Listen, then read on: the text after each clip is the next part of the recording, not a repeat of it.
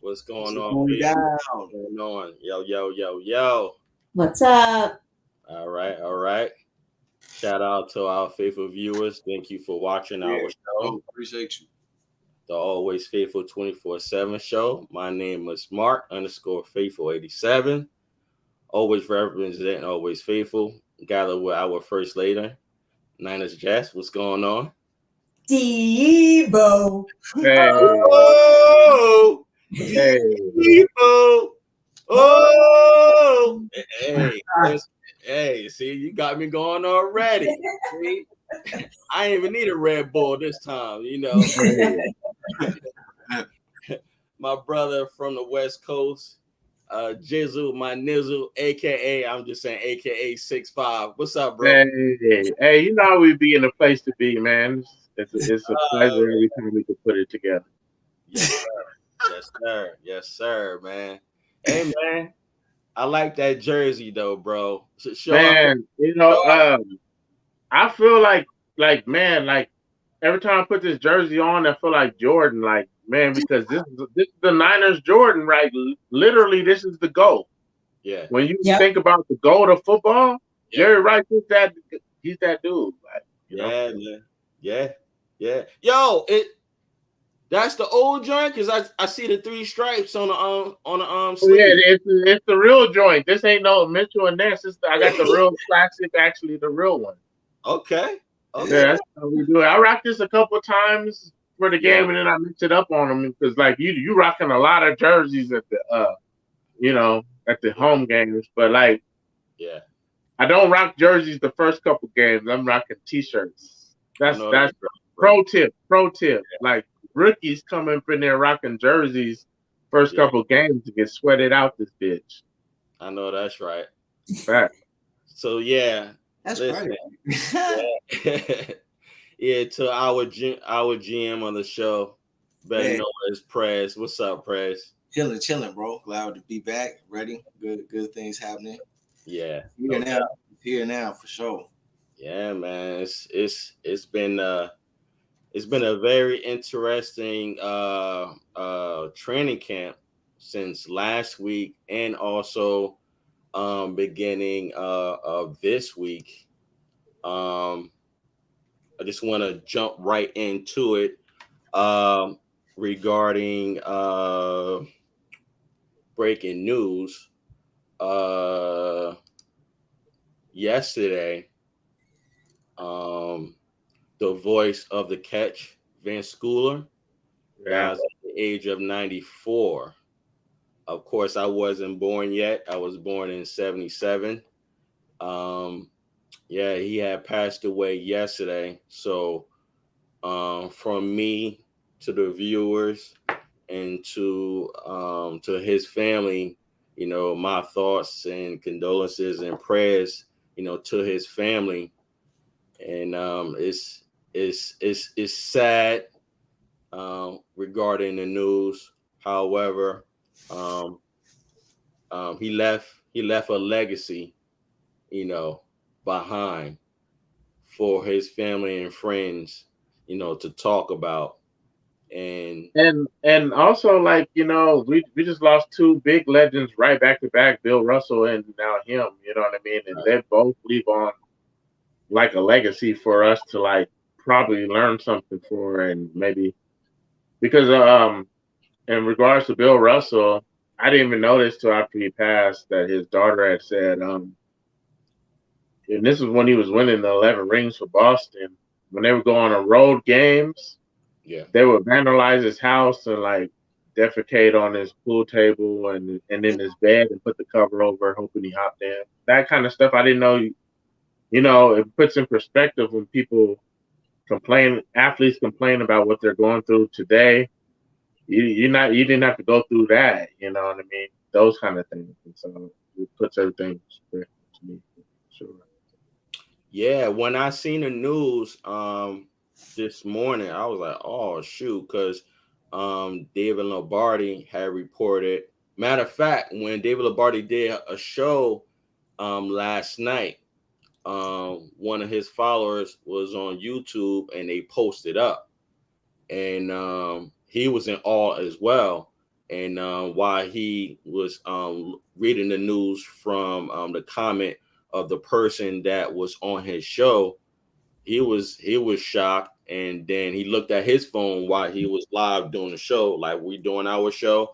His father had texted him and told him the news regarding Vin passing. So immediately when I seen it, I went straight to like looking at the footage of the catch, so I can hear his voice, Vin Scully that I'm referring to, and I was just like, wow, man. And then I was just reminiscing, based off the video and how some people thought that Joe Montana was initially throwing the ball out of bounds, but it was like, no, that play was designed for Dwight Clark to catch that ball, because they were saying, the people that was in the footage of the video, they were saying that Joe Montana had told Dwight Clark in the huddle that, I'm coming to you. I'm paraphrasing. I'm not saying he said that, but he was saying something in those words, that I'm coming to you, and it worked out. And just listen to Vin Scully, rest in peace. Like hearing his voice is just like, wow, man. And when Dwight Clark caught that pass for that touchdown, man, oh man, It was a great call by Vince Scully, though. If you go back and listen, it was a great call. yeah, man, like, It's historical, yeah. He's yo, more known for doing the Dodgers yes, play-by-play, though. You know what I mean? Most people know him for that. Like, not many people know that he did the catch. yeah, But it was a great call. Yeah, definitely rest in peace. 94 is a full life. Like, he lived a real yeah, full man, life. So, yeah, blessings to that, you know. exactly. That's why I was saying that I know for sure that he left a legacy behind. I'm sure that he inspired and motivated a lot of people. Oh, our brother Amin wants to join us. Faithful Huddle. Amin, Let's Hey, do it. yo, What's up, guys? What's up? what? What's Hey, going What is up, on, Living the everyone? dream. that's fire. what's going on? What is up? Yikes. Okay. How's everything, man? Everything's good. I can't stay on for too long because I gotta go in like 10, 20 minutes, but Yeah, no problem. might wanted to pop in a little bit, see what's up with you guys. Bro. God bless, man. God bless, Yeah. man. Thank you for showing us support, man. As always, man. No worries, man. Appreciate the shirt. I actually wore it to training camp this year. So Yeah. Oh, Okay. Hey. yeah. awesome. Oh, that's what's up, man. Appreciate that, man. Appreciate that. Okay. How you been, man? I've been doing good, man. Obviously you have it down here at one of your banners, but we lost two legends in a span Yeah. of 2 weeks. Bill Russell and then Vince Scully, obviously the guy who called the catch, but Yeah. two legends died. So, and then Yeah. not to mention a couple of months ago, John Madden. So, Yeah. lots of legends that have passed away recently. Yeah. Yeah. I don't. Oh man, forgive me, faithful Huddle and our faithful viewers that are watching. I think her name is Nichelle, the African American lady that played on Star Wars. She Yeah, passed she did, yeah. passed away Sunday as well. So I just want to, Yotu or something like her last name was. yeah. So respect to Vince Scully and Bill Russell and also Nichelle. Yeah, I think she played Lieutenant Uhura on Star Trek. Yeah, and you know what's so crazy? Real quick, when we go back to you, I'm like, yo, wasn't she Spock girl? Because they were showing her kissing. Well, she was Yeah. for a second. She did kiss him a couple times. I Yeah. remember those episodes. Yo, This I'm is like, know I'm not old. yo, how you gonna take his girl, man? I'm like, Right. what's going on? I'm like, we taking people girls out of space. But anyway. But yeah, man, thank you, of course, bro. We appreciate your support, man. So how was training camp, man? Training camp was fun. One thing I learned about going to training camp is you gotta be there as early as possible, Yes. because then everything starts filling up, and then the bleachers are already taken, and then it's really, really crazy. But overall, it was a fun experience. Got to see Trey Lance, got to see the DBs. It was overall a fun experience. I went on day 2, so Yeah. one of Trey Lance, he didn't have the best practice, Yeah. But overall, it was a fun experience. That's great. Cool. Man. That's great. I, That's fun. I tell you, man, listen, real talk, being that our first lady and myself was from the East Coast and my younger brother Prez, from the Midwest, like, yo, you and many that are content creators, y'all are our eyes and our ears. So I just want to let y'all know, like, whatever that y'all see and whatever y'all hear, we take from you, and we just roll with it, man. And it's a blessing that y'all can like witness in true form, like what's going on. Because when you read a tweet, it don't give you that full like information. You know what I'm saying? So, I'm just happy that y'all can like witness that experience. I hope we ain't lose them, but if we did, I'm pretty sure he'll bounce back. But Nah, I'm still here. I'm still here. all right, cool, man, cool. So being that you're aware of the breaking news regarding Van Scully. Hey, wait, one second. What were your takeaways being there? Like who impressed you and stuff like that? I mean, obviously the obvious guys were Ayuk, who's been dominating the whole training camp. He had a phenomenal catch on day 2 where he got hit by George Odom, and he still came down with the catch, and it was a no padded practice. But mainly the guys that were sticking on training camp throughout the whole training camp, which are guys like Charvarius Ward, who had 2 pass breakups when I was there, Emmanuel Mosley, who was also playing pretty well. The secondary was just playing out of their minds. But mainly the guys that you've heard about training camp who've been dominating throughout training camp so far, guys like Ayuk, guys like Charvarius Ward, Emmanuel Mosley, and like seeing it in person, like when I saw the offensive line and defensive linemen, I'm like, those guys are huge, right? You see them on TV, and you're like, they're big, but like I saw Javon Killen, and I'm like, looking up, Yeah, man. he's Yeah. huge. Yeah. Right, you do not want to pick a fight with Javon Kinlaw, but I mean, seeing those guys, they're just way bigger up close.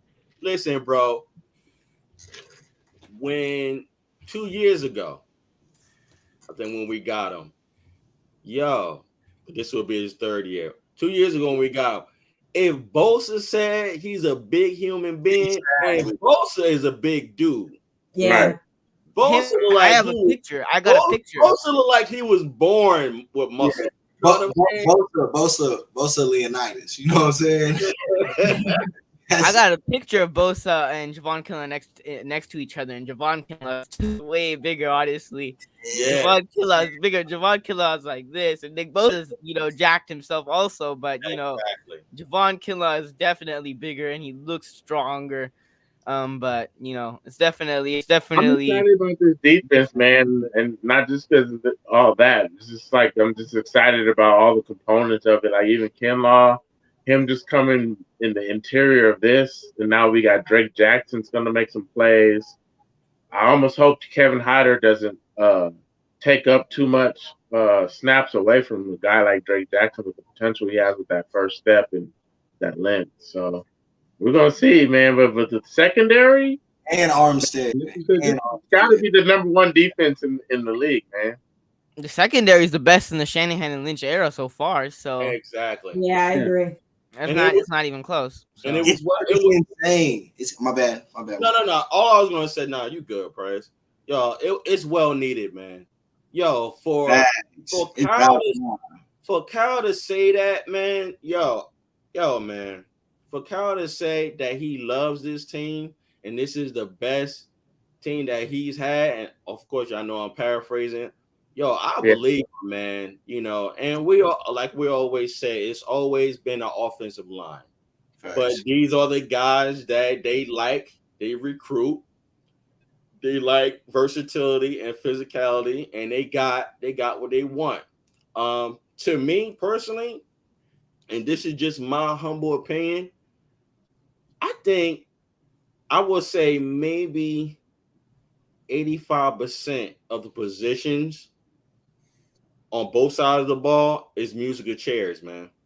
Meaning not a play that's just always going to start. I just think they trying to develop and also want to see every player involved in different positions for situational games and for situational plays. Because I was listening to D'Amico today, and he was talking about Denard and regarding the nickel spot. Facts. He was talking about T. Moore.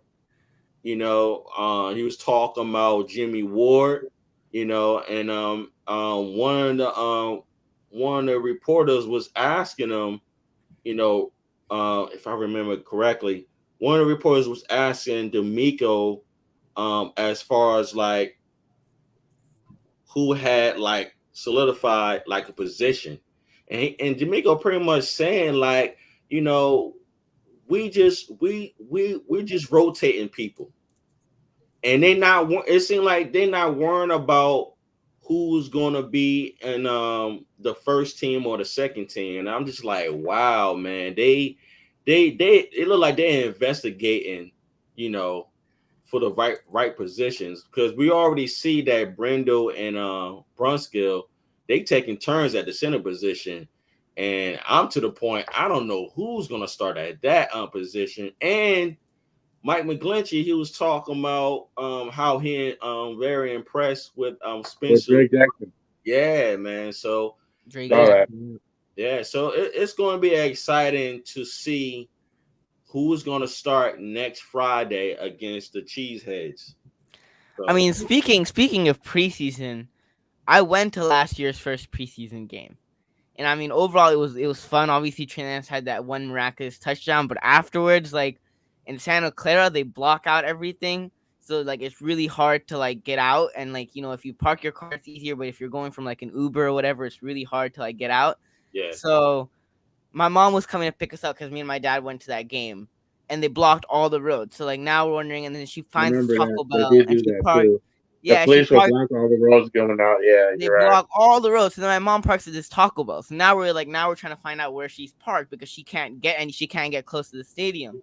So we're like looking, and then we asked like one of the security guards, where is this specific spot? Where is this like Taco Bell at? And the guy tells us go straight and then make a left. So then we go straight and make a left. And then we're like wondering, we still can't find it. And then we asked another security guard. Security guard made us walk all the way back, and he's like, "It's the other way." And we walked all the way on the other side, the same side that we started. And it took us like almost 40 minutes just to find that one Taco Bell. And it was a long walk, but I mean, it was just so confusing because one security guard would tell us to go one way, and the other security guard would like tell us to go the other way. But overall, it was a wild night, but it was a fun experience. I'm sure it was, It was man. like this. There's like two fingers going opposite ways. Yeah. Yeah, I'm sure it was. So But moving going back to the O line, I think Brunskill has the upper hand a little Me bit. too. Yeah. Yeah. I mean, but that's the thing. Like, the offensive line is so, not to say, like, the offensive line has a lot of question marks. It's a lot of concerns on the offensive line. I know you're a McGlinchey fan, but I mean, if Brunskill is that center who hasn't played center that much, who's usually the right guard, obviously Burford, if he's probably going to be the right guard, and that's what it looks like so far because he's getting a lot of the first team reps. yeah, So then if you look at the offensive line, the only position or like the only guy that I'm not worried about is Trent Williams, obviously, because he's the best in the game. But then Aaron Banks, I think what will help Aaron Banks is obviously because he's playing next to Trent Williams. But Yeah. that right side, I'm worried about that right side, obviously, because who knows how Burford will be. He's a rookie. He's a late round draft pick. I've heard good things about him so far. I've also heard some times where he struggled. But I mean, every player gets beat on certain reps, especially in training camp.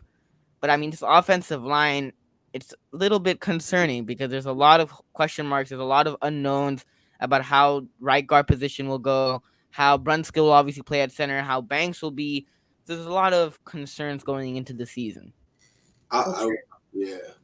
Trent Williams said on NFL Network that he's optimistic, but he's, a little concerned. And he said, he's like, I'm not going to lie. This is a young group, but, they'll build together and, so Mm-hmm. we'll Yeah. see.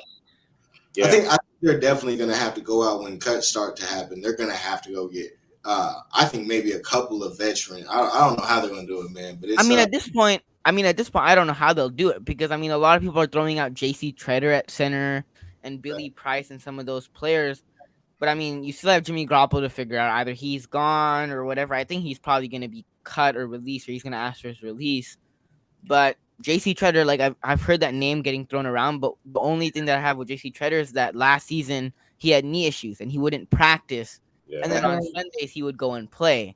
Right, so you don't need that for Trey Lance because Trey Lance needs a guy who can go in and go play, do work out with him in practice, work out with him. Obviously, they bring him in training camp. You can't bring in J.C. Treader and he can't go out throughout the whole week and then he can play only on Sundays. Exactly. That's not gonna work. And I mean, we all know Patrick Mahomes is one of the best, probably the best quarterback in football. But if Patrick Mahomes in that Super Bowl against Tom Brady, he didn't have a good offensive line and he struggled. Same thing with Joe Burrow this season, especially in that Super Bowl in crucial moments, especially on that fourth down. Aaron Donald completely messed up that whole play and he had to get rid of it. So with a young quarterback in Trey Lance, I think it helps that he can run and he's a mobile quarterback. But if you don't have a good offensive line, it's really hard for your offense to be productive. Yeah, no, I agree 1,000%, and that's I also kind of like the key on where you say it's when it's really going to show up is in the playoffs. When you get to those points, and those dudes have never been in it in these situations, even if they got a year together, they've never been in those situations, and you're typically going against the players that are the best at it, that have been there before, and so. It's and the thing about preseason and these practices and all this, you're not going to get a real glimpse because they're not going full force. There's nothing. They're not even planning. Like there's no plays. There's no Well, and then you go into the preseason games, and those first couple of preseason games, the starters don't play like that, and because you're playing your backups to figure out who's going to be the backup. So you get really to the point where week 3 of the preseason is the first time you're going to get the offensive line probably even playing more than a quarter. And then week 4, you'll have, and that's it. That's going to be the only real football at any point for a group that's not to, I totally agree with Amin. Like that's where I totally agree with that. And I feel like we always overreact until the pads come on. You really can't see who's really doing what. And I saw somebody on Twitter earlier say Juwan Jennings is having a bad training camp. But if you watched Juwan Jennings last year, he was a physical receiver. And you can't show that when you're not being physical right now. You know what I mean? So you can't even show what he usually does. Like if you remember in the Dallas playoff game, he put Stephon Diggs on his back, and showed him what kind of game was going to be that day. And so I almost feel like, and even with the offensive line, we're not going to really show who's going to win that matchup until we get a little bit more physical. With no pads, the defensive line is winning that matchup easily, especially with the defensive line. And that's the thing. I'm not saying because they can press hard. You know what I mean? And that's the thing, right? I want to see what happens when they go to Minnesota, because how is Kirk Cousins, that Vikings offense, going to look against that Niners defense? Because Trey Lance has been going up against a phenomenal defense with the Niners, and now they added Travarius Ward. This whole defense, the defense is what, if you look at the Niners, even that Super Bowl run, it was mainly that defense that was just so dominant, and that's what made the Niners win football games. It wasn't necessarily the offense; it was mainly the defense. So the defense is really the main reason why the Niners have had success when they were able to stay healthy. But I gotta head out, guys. I gotta go on someone else's show. I appreciate you guys for having me. Always. Love the Shanahan cardboard cutout that you have in the back. All right, I appreciate it, guys. I agree. God bless. Have a great rest of your guys' show, bro. Take care. care. Have the rest of your show, guys. Later. Always, man. Yeah. So, it's just gonna play out. We ain't got no choice. Ultimately, it's just gonna play out. And we're really not going to find out, in my opinion, till week 2 or 3, of the season. You're not really going to know because they're just not getting real reps unless they do play them a lot in preseason. Now, I could be totally wrong, and they could play them a lot in preseason out of necessity. But I know Trent Williams won't be playing. Trent Williams didn't hardly ever play last year. Preseason at all, you know what I'm saying? And so, and which is smart. Oh yeah, well, yeah. He don't need to practice. Like, you know what I'm saying? Like, no. But I would say this regarding being that we're talking about the offensive line and the center position. Before we go into Jordan Matthews. The preseason is so important, especially being next Friday, our first preseason game. At least we're gonna have the chance to actually see it. Facts. Oh yeah, it needs to You know what happen. I'm saying? Yeah, we ain't gonna know. But at least next Friday we gonna actually see who's gonna start. You follow? Right. No, that's real. Right, because how they do every quarter, they bring in another sub. So they might start with Brendel. They might start with Brunskill. So I mean, but back because you were the first one that said Brunskill, I believe, at center from the very beginning. And the reason that I say this isn't really a competition is because Shanahan is absolutely, even if he wasn't as good, he's putting that veteran center to run his offense that's been here before with a rookie quarterback. That's just who Shanahan is. So that's why I think more so that you're dead on. But also as the reports come out and kind of like what First Lady said, he's starting to separate. Brunskill's starting to separate from how the reporting is. I'm gonna post this. I'm gonna post this because, and I'm gonna 49ers underscore throwback. What's up, fam? Says I watched Brunskill as center in 2020 and he wasn't good. Nope. My peaceful opinion regarding this comment, I disagree with this because they like Brunskill in 2020. And our whole team was like injured in 2020. Exactly, but Brunskill did good. Yeah, he did good to play center. So he may be getting more at. It's just like, even though that's maybe our best option, it's not the greatest first option for what you're going into. It's probably who knows? He may surprise us. I think it's a good option. Though, be honest, the more I think about it, I'm sorry. I think because it's definitely Aaron Donald. We got to face them twice, and now they're chirping, talking about they don't like the Niners. Of course, we don't like y'all either. So now we want that guy in the middle of the trenches that, Aaron Donald, I mean, Brunskill had to put his name on Aaron Donald's birth certificate. Fact. But let's keep it real, Faithful Huddle. Like since training camp, all we've been seeing was Brendel, Brunskill. So they're showing us with that musical chair rotation, they going with one of them. Or I might be wrong. Well, let me ask you this: if you were the coach, if you were the coach and you're starting it out and you're forming your roster and trying to figure out who fills in where, wouldn't you put your question mark first? Yeah, because that's the one that you need an immediate answer on. Yes, you know what I'm saying. Yeah. So it could be taken that way. It could go either way. We really don't know. But it was like, if I was a coach, and I have no experience, so it doesn't mean anything what I'm saying.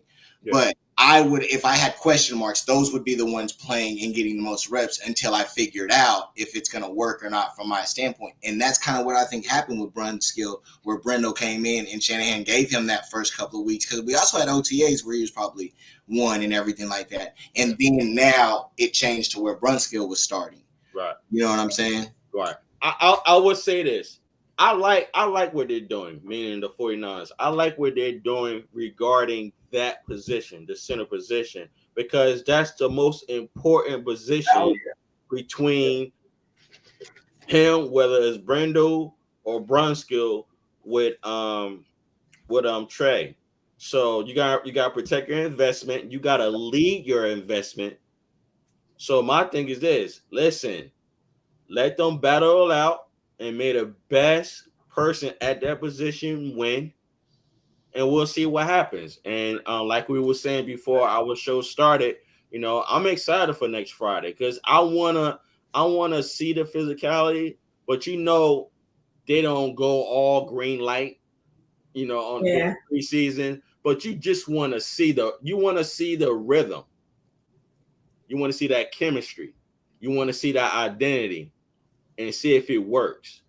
And whether it's Brendo or Bronskill, it's going to work.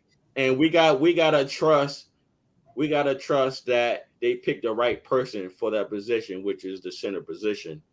So I think there's a lot of eyes on them right now between like the media and the fans. So the whole like musical chairs thing, not just with the center position, but the running backs and throwing in like, the juice wrinkle and, and stuff like that. Like I kind of like it. Like to me, in my opinion, like my perspective, I feel like it's just, and I think I said this last week, Kyle just keeping his cards close to his vest, True. Absolutely. Right.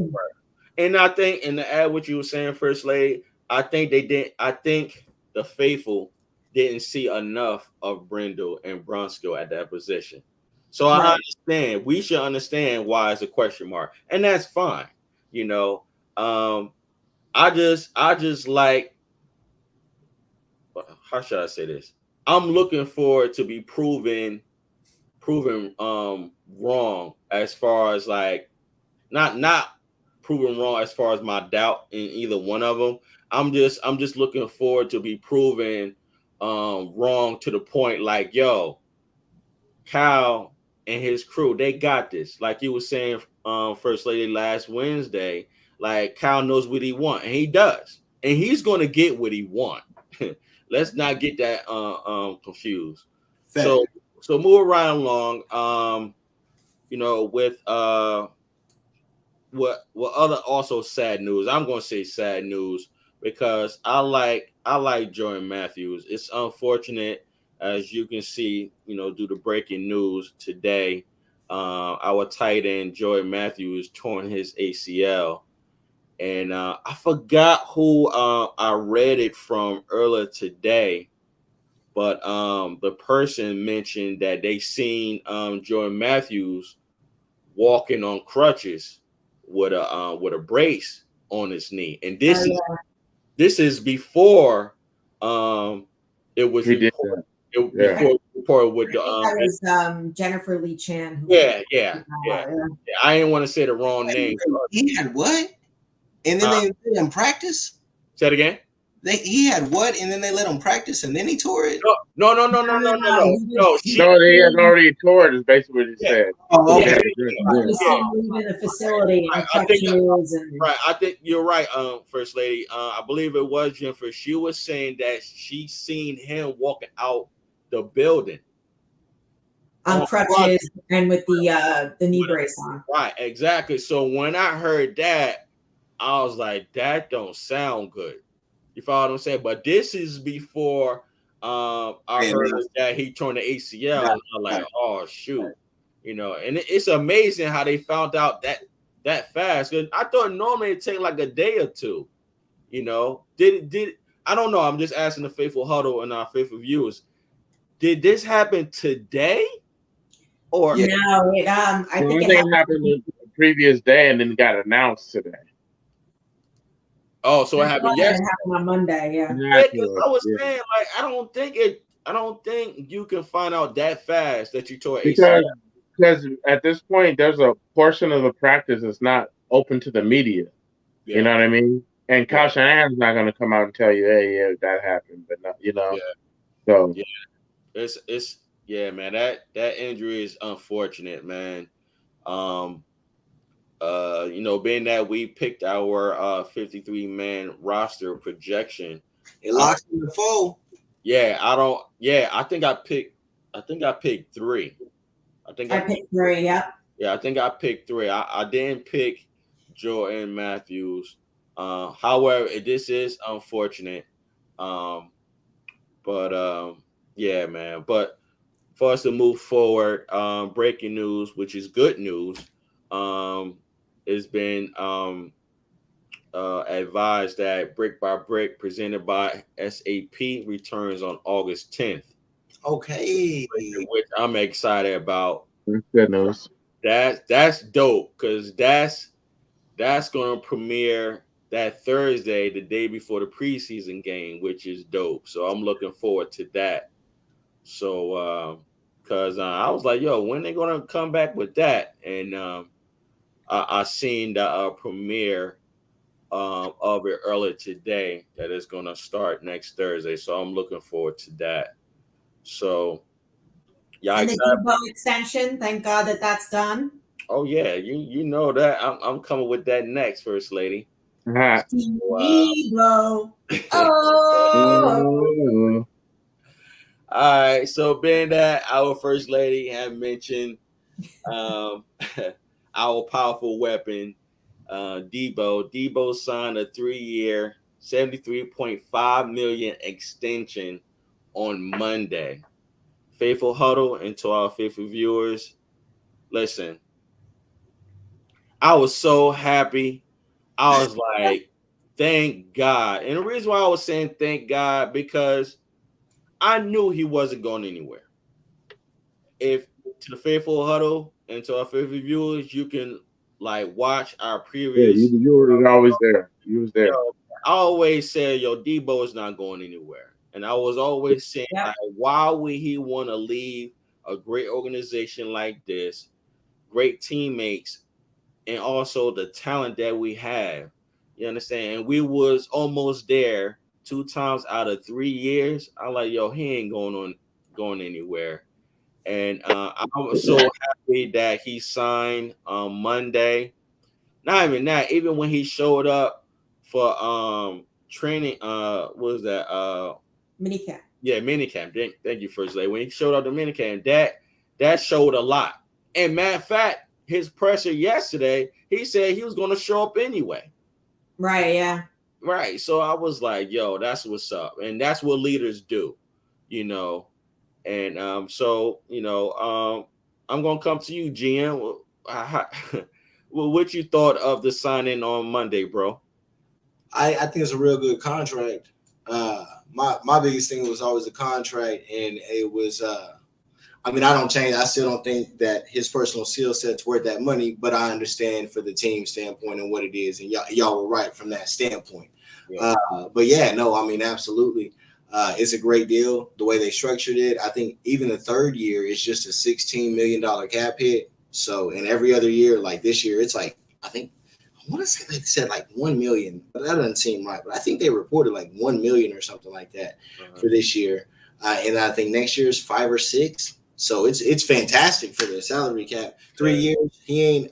We can see what happens with him after. It ain't a 4 or 5 year contract that we stuck like with D Ford. We were stuck in, like how we were stuck with Jimmy Garoppolo, where you got all this money at the end, that you can't shed, or it's a big time cap hits. And so, no, it was great. You know what I'm saying, as far as how it was structured moving forward. And so it definitely gives us a better, obviously, like y'all said, it's much better chance for us to win a championship with him on the roster than not at this time. So sure. I agree. Shout out to P Warrior representing Faithful Boys. What's up, bro? P Warrior says Debo is in the building. Now let's get this chip. I totally agree with you, P Warrior. I totally agree, man. I totally agree. First Lady, what's up? What's your opinion? Debo. Oh. I know, man. Listen. I hope that stays in your head. Yeah, exactly, man. I remember you hit us up on the group chat, and you had sent us the video clip with Michael Irvin. Yeah, because it started with him. Even though he's okay. a girl, Okay. it started with him, man. However, it was good. It was a good phrase, and it was a good calling for that strategy. But I just seeing Debo sitting there, like at the podium, like he just seems like a completely different. Just his energy was like more positive, more compared to what was going on in the off season and stuff like that. But he sounds like he's ready to roll. Yeah. And I think previous shows, the Faithful Huddle, we was discussing, because we knew he wasn't going anywhere. However, I think we was more concerned about the chemistry with him and Trey. Because all we've been seeing footage of Trey working with Ayuk, Jennings. Um, there was two other cats that Trey was working with. One was Malik Turner. Yeah, Right. right. Right. What was the white brother name? I think it was right. Yes, right. Right. Yeah, Ray Croft. Yeah, He's not with us anymore, right? No. He's I thought so. Right, I thought so. He's But with the Miami Niners. Okay, all right, cool. But that's cool that you working with Trey Lance. You know what I'm saying? You could be working with anybody else. You know, probably was he with us last year? Yeah. Yeah. He worked. That was probably his number one when they was on training and practice with second team. Exactly. So yeah, he was kind of mainly on special teams last year. Yeah. So Jizzle, my nizzle, bro, what's up, man? How excited you was on Monday? Well, I always kept it solid as well that there would be a resolution in this and that Debo would eventually be back in fold. And now he is. And I feel like the most intriguing part is like who wanted the short deal? I mean, if you look at it from the Niners perspective, like because he has one more year on his rookie deal, this is a 4-year deal, you know what I mean, essentially. And then by the time it's over, he'll be 29. And then, do you even want him with his play style after that? Like, you will want to almost renegotiate after that and not get locked into a longer deal per se, to where now you're like, oh wow, he's back in this contract ain't don't feel as froggish as those first couple of years. But big facts. I will say, having said that, I will say that he was very integral part of this team as far as if we're pushing for a championship. You had to bring him back. It was no doubts, unless you want to just, almost retool, not rebuild, but retool. And then who knows if your window closes by then, Now we have Trent Williams in the same window, Kittle, Fred Warner, Debo, and Trey Lance is essentially in that same window. So now you got a window. You got Ayuk's option for 24 too, just to throw on top of that. And so we got him on his rookie contract, you know what I'm saying, for another 2 years after this one, right? Yeah, I think so. Yeah, hell yeah.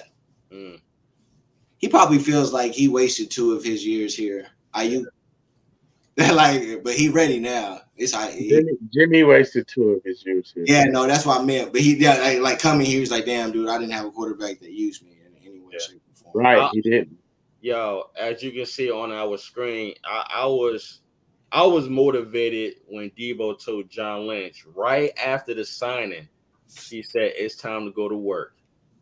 Yo, let me tell you, when he said that and when I read that, I thought about in 2019 when we, of course, y'all know when we lost to the Cheaters, when I seen Bosa crying and Debo crying on the sideline, right?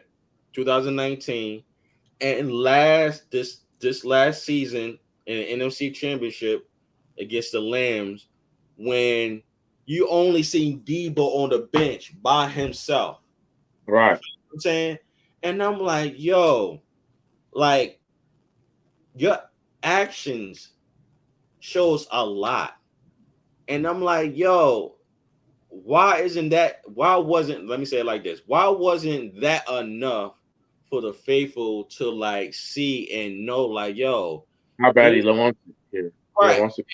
And the where I'm going with this, because he said it yesterday. He said, I'm a team first guy. You feel what I'm saying? Mm-hmm. And he also said this is a business. So we gotta understand, as the faithful, he gotta take care of business first before he take care of his business on the field. And so, and being that he's a first team guy, and he shows that with Kyle Shanahan, his teammates on the field and off the field, I'm like, yo, that was more than enough. So I already knew he wasn't going anywhere. I was more concerned about how we was going to sign him with Jimmy G still being on our roster. But look what Parag did. he made it happen. Jimmy G still on our roster, and we still extended Debo. Yeah, I didn't think that would be an issue. Yeah. What you saying? I didn't think that would be an issue, like with it, because a lot of people thought that because we still had Jimmy G, that we wouldn't be able to extend Debo, and I didn't really think that was an issue. Exactly, that was the concern, because before we had the breaking news last Wednesday with D4, we was sitting at 4 million, and then when we released D4, we gained 1.12. So we went up at 5. So the concern was, well, how are we going to sign Debo and we got Jimmy G on a roster? And that was my main concern. You follow what I'm saying? Yeah, always, because this cap hit's only like 1 million, 1 or 2 million this year. So they always could have fit Debo in. Right. Yep. Right. The issue with, I think what really happened is that they had to have them contracts play out, because this deal got signed last because, yes, he's considered the hottest prospect of all of those wide receivers, right? But if DK doesn't get that 3, it was waiting for that DK 3 year to give the basis, because that's the only dude that got a 3-year contract out of any of the wide receivers. Everybody else, and even the ones that were traded earlier, Devontae and all them, they got 4 and 5 year contracts. DK's the only one. AJ Brown, which is on the same, like you were talking about, they get the same agent. His was at 4 year. You know what I'm saying? So I'm sure he's like, probably like, damn, why I signed 4 year when DK and them, because they got more guaranteed and everything. So I think that had to play out for DK to set the precedent of how the 3 years. So then Debo gets his from that standpoint. Yeah. I think as far as fully guaranteed money, though, Debo has 41, DK has 40, and then AJ Brown has 37 million. See, y'all know me. I don't really follow the money. I don't follow the numbers. I would GM, aka You don't watch like that. Man, I don't care about that stuff, man. I like my account. It ain't like theirs, but I like my account. But anyway, I like theirs more. I'll trade. But yeah, but I just wanted to say how excited I was when you sign your contract and you telling the GM like it's time to go to work, like, yo, man. And just like some of the players were saying, like, Samson Ebukam and numerous of players, yo, they're locked in for this season. Based on what he was saying, that they had a I won't say he said they had a meeting, like they had a discussion and they all locked in for this season. And Samson was saying that the goal is to win the chip.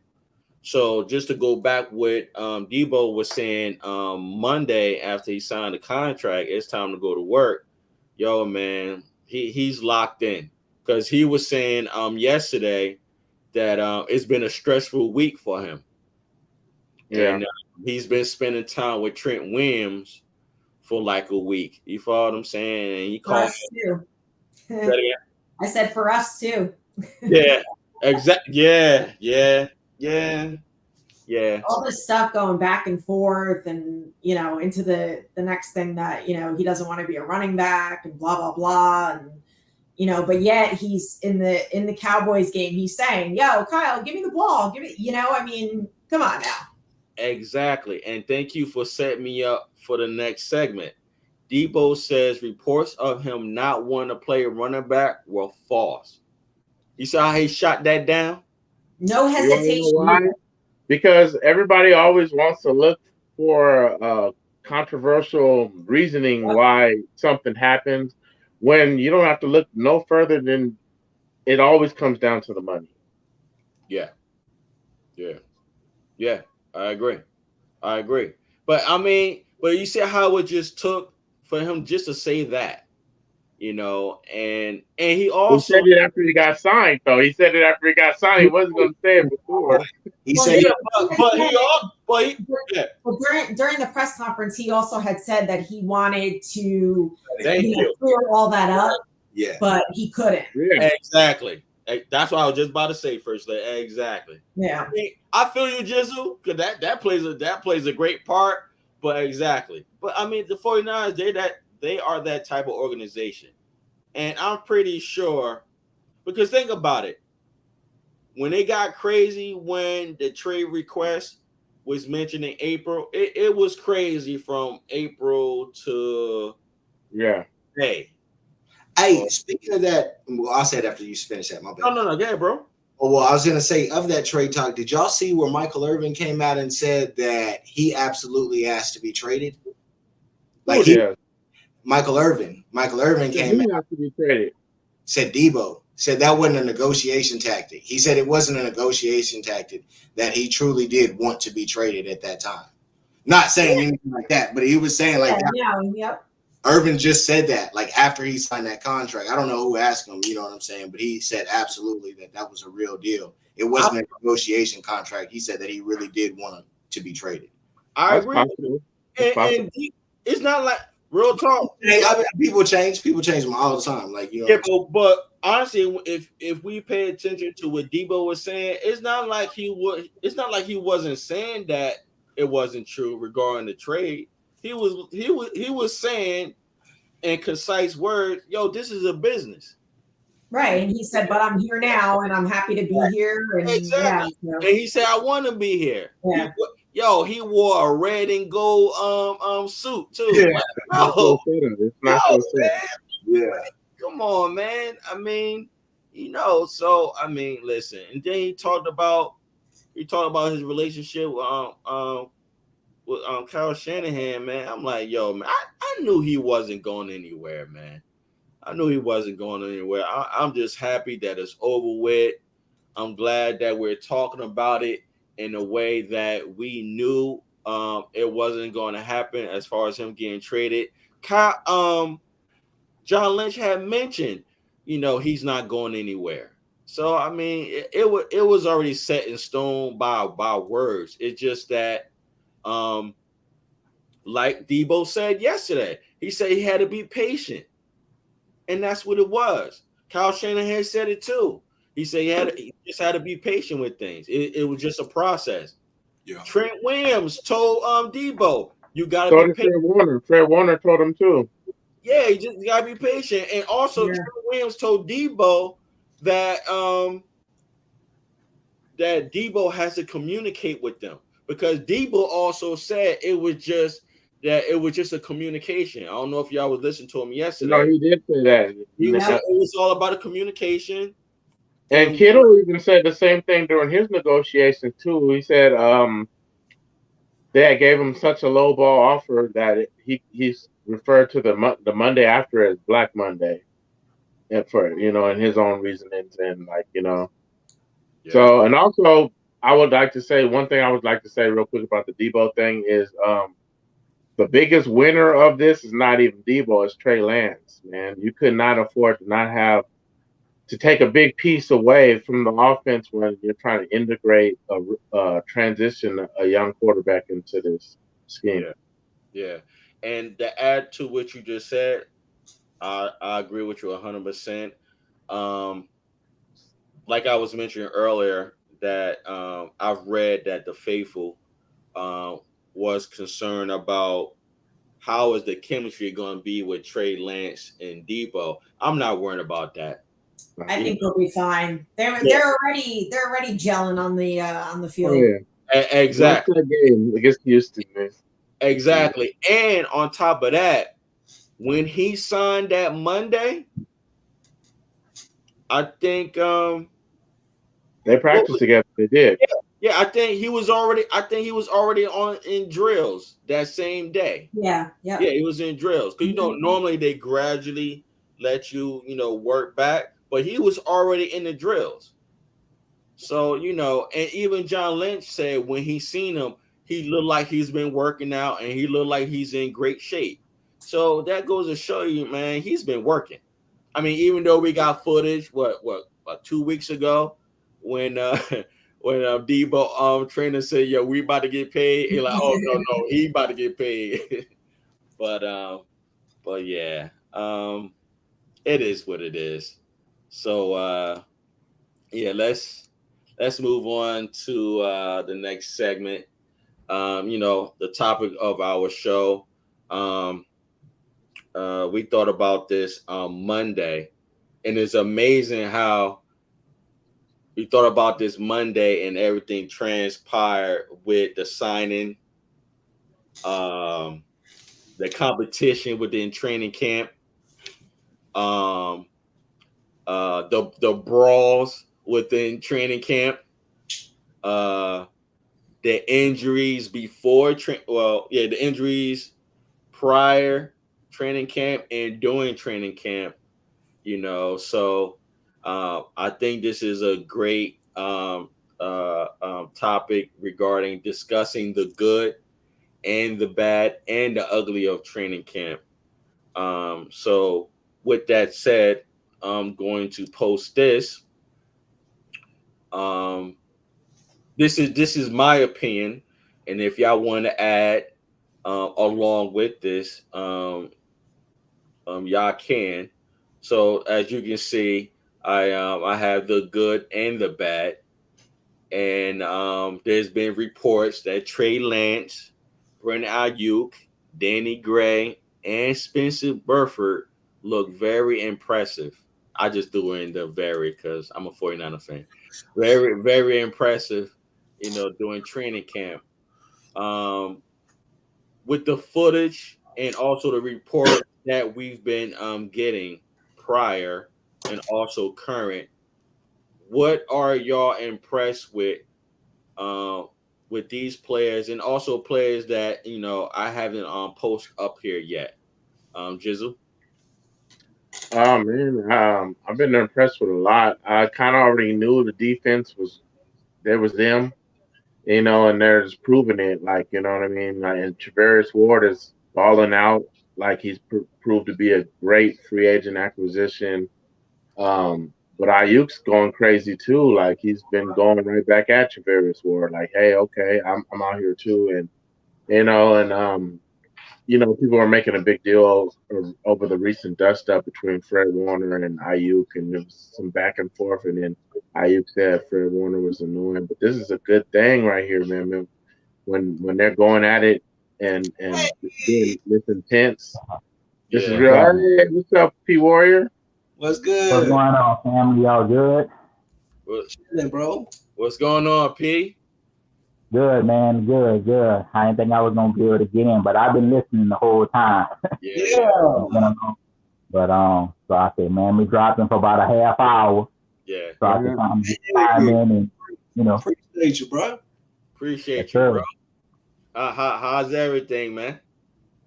Well, it's been a busy week so Yeah. far, and Yeah. my daughter's a senior in high school, so she's had the whole high school orientation thing tonight, and this Good evening. college. Okay. Yeah, so trying to make sure she's good with it, So yeah, it's kind of a little crazy right now, but it's gonna be okay. That's what's up. She's almost to that diploma. Yeah, bro. Yeah. She's been grinding, getting it in. So gotta make sure she's good so she can take that next step. Okay. All right. Cool. All right. To our favorite viewers, of course, y'all may know our brother P Warrior. You represent the Faithful Boys along with his younger brother Ben Good. Shout out to Ben Good. Yeah. P Warrior, we was again, like you were saying, you was listening earlier. I seen you in the chat room. So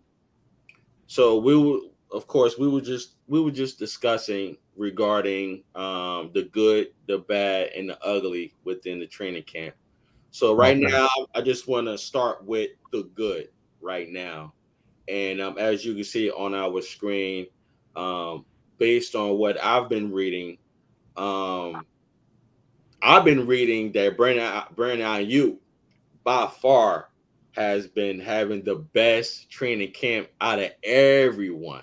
However, I can't leave it. Travaris Ward too. They've been going at it. Yeah, exactly. I got that up here too. But as you can see, I got Trey Lance, Brandon Ayuk, Danny Gray, especially Spencer Burford, He's been getting first team reps alongside McGlinchey. It looked very impressive based on the footage that I've been watching. I'm pretty sure y'all been watching and what I've been reading. So I'm asking you, bro, based on what you read or what you saw, who also has been impressive that I haven't listed on our screen.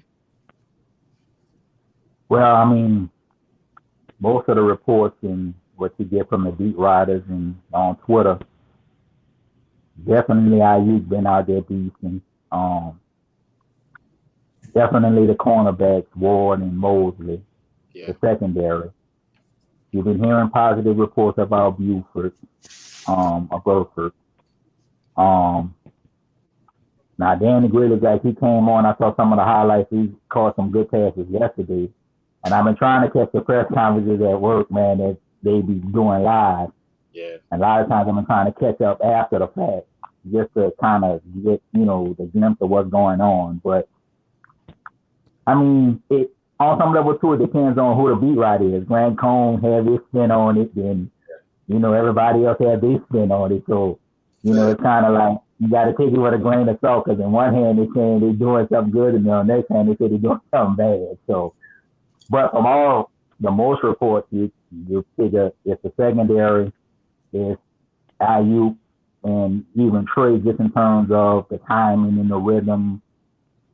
I know y'all talking about the offensive line, and everybody's kind of like holding their heart close, this or that.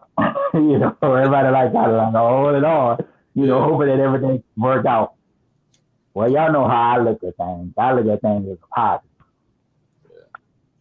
Now, the preseason, man, play them as many snaps as you can play them. We know it's not going to be nothing scheme-wise, but, man, it's man on man. You got a different man in front of you, man. Can you pancake him? Can you move him out of the way to open a hole for a running back? I think that's what they're looking to see, within the scheme of what they do, going against a different team. If they call him a specific play, can you move that man? Well, we need to see that from Spencer Burford. We need to see that from Brindle. We need to see that from Brunskill. We need to see that from Banks. Yeah. I just want to see smash somebody out there. We know you ain't going to run nothing scheme specific, but you got pads on. You ain't going up against your guys. You're going up against fresh meat in a sense. Can you drive your man back? Can you open a hole? Whatever the case may be. Now, I'm going to say this. When they go to do that scrimmage against the Vikings, that's going to be the test. Yeah. When they do those scrimmages against them, because Minnesota got pretty good defensive linemen. I want to hear the reports again about the offensive line. Who, when they went one-on-one, was getting whipped, or did you whip your man? So, or when they were going 11 on 11, were you able to hold your block or pass block or whatever the case may be? So is that scrimmage? My bad, Pete. Is that a scrimmage or is it an actual preseason game? Well, they're gonna do the scrimmages before the game. They're gonna do the practice days before the game. Meme was referring to in the first. Okay, yeah. So Minnesota, I couldn't. Okay, so yeah, okay. My bad. Go ahead. So when they go to Minnesota to play that game, they're gonna have those practices against Minnesota before they get to the actual game. Yeah. And that's what I want to see. I'm not so much worried about the game because we know in the game, we're not going to see nothing. Minnesota not going to see nothing. This is just basically running plays and see if you can, do your assignment. It's going to be those practices. Let's see if Ward can go up against the Thielens of the world and against the other receiver, Jefferson. This when we paid you the $14 million. I want to hear you lock him down. I want to hear Emmanuel Mosley, you lock Thielen down. I want to see where our defensive line was just manhandling the offensive line. Yeah. I want to see our offensive line, could you run block against their defensive line? Could you pass block against your That's going to be the telltale for Buford, for Banks, for all of them. Yeah. Now, I'm going to just say, personally, I don't like Brunskill at the center position. I just don't think he has the size and the anchor to do that. But I heard y'all say Kyle trust him and probably going to put him in there. I can't go against what Kyle would do because I got to trust Kyle, and Kyle we trust, right? But personally, I just don't like him at the center position. I would prefer they play Brundle or somebody else. That's just my opinion. I just don't think that Brunskill physically can handle it in there. And I think if he can't handle it in there, it's going to be a problem. Now, they said Brundle was good and was athletic and was getting all these reps with Trey. Well, then, if you say he is what he's supposed to be, then let him get every snap he can if y'all say that. Just alternating back and forth is just, to me, is kind of productive against what you said the dude was. Now, Shanahan, he was at the podium saying Brundle is good and he's athletic and he just doesn't have opportunities. Well, you got to give him every snap with Troy and with the first team offense to see what he can do. Why you keep alternating back and forth? Maybe it's just me. No. I don't like one like that position. That's just me, though, y'all. That's real, because you got to look at it from this perspective. With all, you don't have to. This is how I kind of look at it. To add on top of what you're saying, it's like you already have a line full of questions besides Trent Williams. You have to take your number 2 answer, which was Brunskill at right guard. You know what I'm saying? Like, he's the answer. You know that's a given. To the point you have to take him out of that spot to put him into the center spot. Right. And then then our leading candidate, and I'm not saying we know if it's bad or not. I'm just saying coaches lie. Coaches got to give answers. They got to say the positive things. And it's like my thing with just the musical chairs and all that, kind of like it is. It's like, this ain't basketball. This ain't 5-on-5. This ain't where like you got a bunch of dudes that can take over on the court and the game's so dimmed down to those 5 players. It's just those 10 dudes on the field at all times. We talking about 22. Like, your foundation can't be switching it. I don't like it. I've always been on that. You know, I love Shanahan, and that's my guy with what he does. But it's like, this has never been a good thing, no matter how Shanahan tries to spin it, because it's like, you got to look at it past the chairs and like what really happened. And he was our only definitive answer. Yeah. Brunskill, especially Brunskill next to McGlinchey, that's coming back, that ain't been playing. It's like, in no way, shape, or form. And that's also why I don't think there's really a competition between Brindle, because Shanahan already done took him out to the point that he ain't taking those reps at right guard, building his line. It's a wrap. It's like Shanahan just got to spin it the way he got to spin it. But Brunskill, the day that he took him out, I'm gonna say this. I think they should let Buford be the guard. Yeah, no, it's what's gonna happen. That's where we're at. That's how I was looking. Like it's gonna happen. Yeah. That's how I was looking. Yeah, like from what I saw in the in the little practice video that you could see when they was doing off in the lineman, man, he got the size, he got the length, he look athletic. So I think, I saw some of the Mike McGlinchey press conference. That was the day I think he was talking about the demand on the guard. Well, you drafted Aaron Banks. He looked like he's solid right now, and that's a good thing.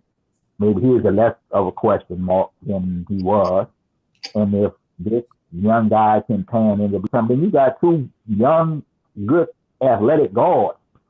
Man, y'all got to get the center position worked out. And that's what I'm saying. I just don't see where Brunskill with his size, I just don't think he's a natural guard. Y'all putting him out of position to show up something because of the experience. I'll say it from all along, play the best guy. If Brundle can handle it and is more what you're looking for, then you got to give him the rep. Or if it's a rookie or whoever, because I don't know if they're going to go outside to sign anybody, if it's just, unless maybe, God forbid, somebody get hurt. But, I mean, you brought in these undrafted rookie free agent centers. You got Brundle, and, man, one of them 3 ought to be able to man that position. And either going to keep Brunskill at guard or let him be the top backup. I just don't like him playing center because I just don't think he has the athleticism inside that particular position to deal with Aaron Donald and to deal with the defensive tackles. Oh, he owns Aaron Donald. Brunskill owns Aaron Donald.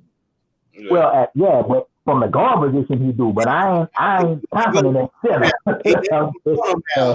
He ain't gonna be I got more confidence that he could do it at guard when he got some help as opposed to manning up one-on-one. Let's just say, for example, the Rams when they play, he is the center. And I'm gonna preface this by saying God forbid.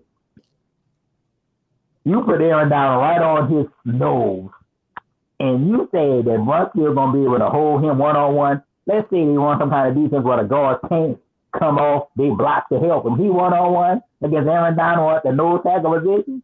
Man, I don't like that. It's just me. I just don't think he can handle it. But I'm not Kyle. I trust Kyle, but I just don't think that's a good look. That's just me, though, y'all. I would prefer he play guard and you put the other guy or somebody else there that can maybe deal with. Well, most people ain't dealing with Aaron Donald. Let's just be real. But I just don't like that for Brunskill. I just don't. Yeah. So. Well, in regards to regarding Brindle and Brunskill, so far we've been seeing since training camp, it just been musical chairs just with those two. So one is going to start and one is going to back up. And like you were just saying, P Warrior, we're just going to have to trust Kyle, man. And like I was saying earlier, man, Kyle is going to get what he sees and what he wants. So I'm sure that's going to be all right. I think that sometimes we're so familiar with the past based on the player playing that position. We haven't seen that person play one position for a whole 16, now 17 games. So certain players, they made a transition with their whole body. And sometimes when you make a transition with your body, it's for that position. So I don't know. Things might look up regarding Brindle or Brunskill. I'm cool with either one of them. It really don't matter to me. I'm just going by what I've been reading in the past and to current. For what I've been reading, Brunskill has a leverage regarding his leadership and his wisdom of the playbook. You follow what I'm saying? Yeah. So, when I think about leadership and wisdom of the playbook, I think about Kyle. So you understand? And one thing about Kyle's playbook, you got to know his playbook. Facts. Now, and the centers got to know what the other team, like centers second most important. Some say when you get to the intricacies of the game, is the center is more important as far as directing the offense than the quarterback. Right. So when it comes to knowing the playbook, absolutely, because you got to control not only yourself but everyone else. Is what I've learned about the center position that I didn't know when I was younger. So, in regards to let me ask the faithful huddle this. I'm gonna start with Trey Lance. Okay, there's been either good or bad concerns regarding Trey Lance completions during training camp. And with me, I don't have no concerns. I'm going to just be straight up with the faithful huddle and our faithful viewers that are watching. I'm not concerned about Trey Lance completions and incompletions. And I understand, they keeping track of what's been completed, what's been incompleted.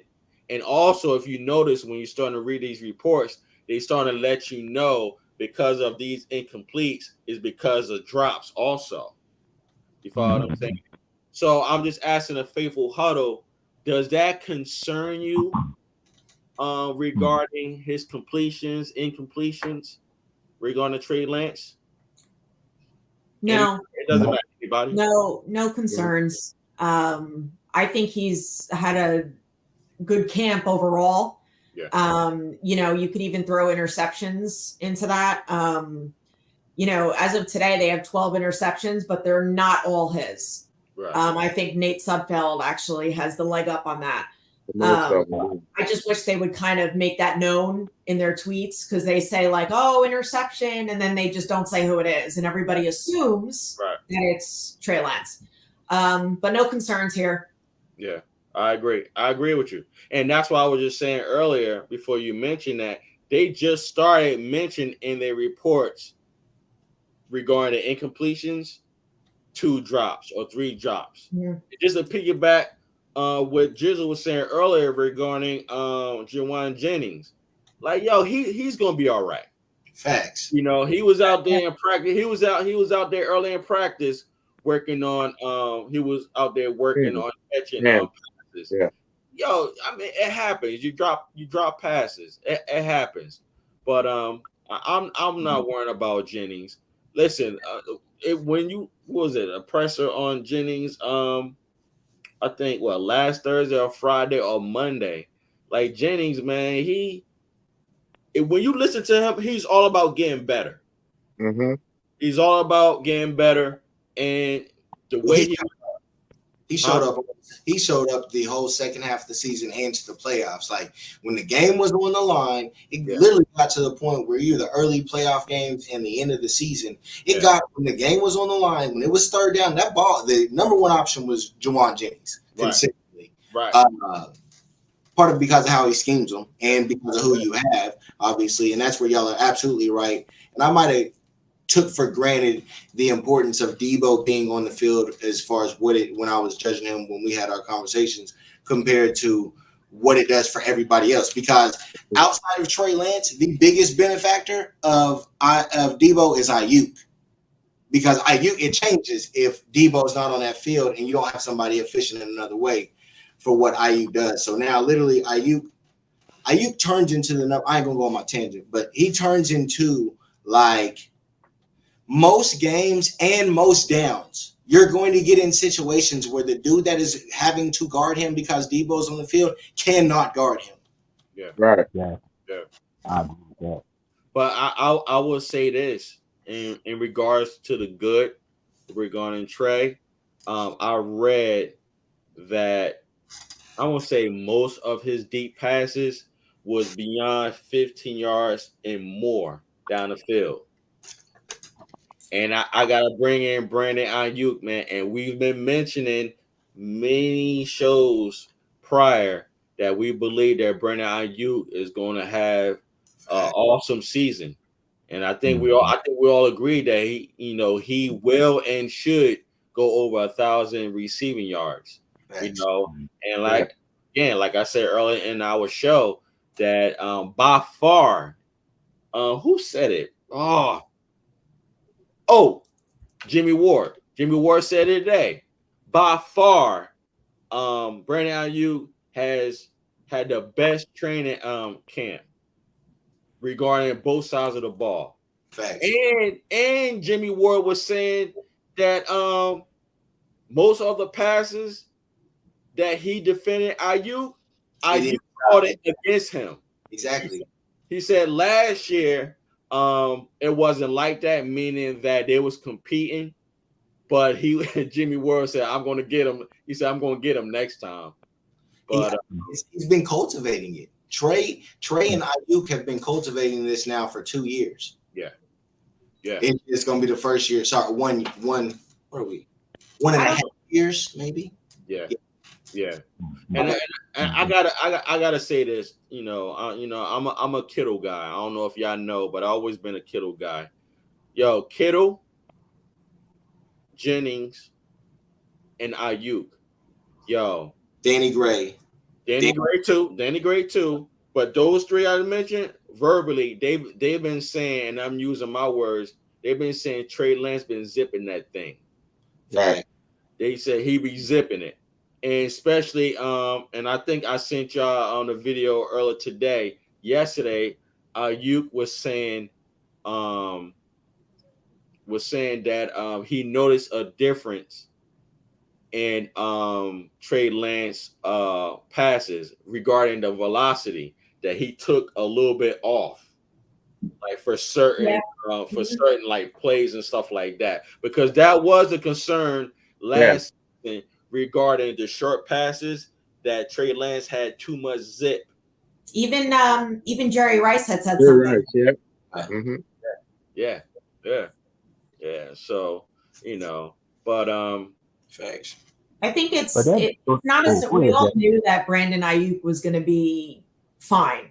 because of the type of relationship him and Trey have. Yeah. But I like how Danny Gray is really making a name for himself out there.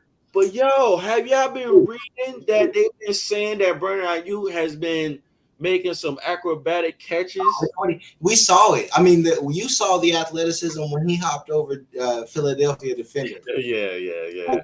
In football pads. Yeah. Bro, Scott. Right. My thing is with Brandon Ayuk, though, you know, when it comes to the season, defenses are going to say, all right, you know what, we need to take him away because of his chemistry with Trey. You know, they're going to go there, you know, so I'm just kind of like, I'd like to see the other guys, and I know they will, like everybody else open up. Like Juice gets you really involved. can't take him away because then you got Kittle and Debo, and right. You know, I don't know if you That's can. what I mean. Like if that happens, so it's like, you know, one way or another, like, you know, like everyone's gonna get involved. Facts. Yeah. Mm-hmm. Who do y'all think will have the most yards? In regards to what? Receiving? Yeah. Ayuk. It's probably be Ayuk. Barely edging out Debo, yeah. Well, Ayuk. I mean, if you look at what's happened so far with the training camp, you know, you see the jump that Trey's make in every area of this game. What I be watching when they be showing his footage, I'm watching his feet, I'm watching his footwork, and when he released and throw the pass. You see the drills that they're doing. A lot of the drills that, if you noticed last year when they were showing him, is totally different now. To me, I think Greasy and Kubiak is better quarterback coaches than Scangarello was.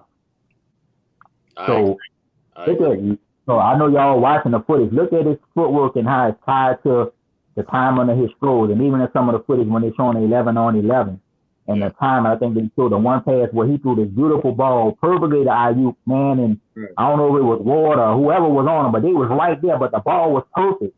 So he's getting a touch. Back of the end zone.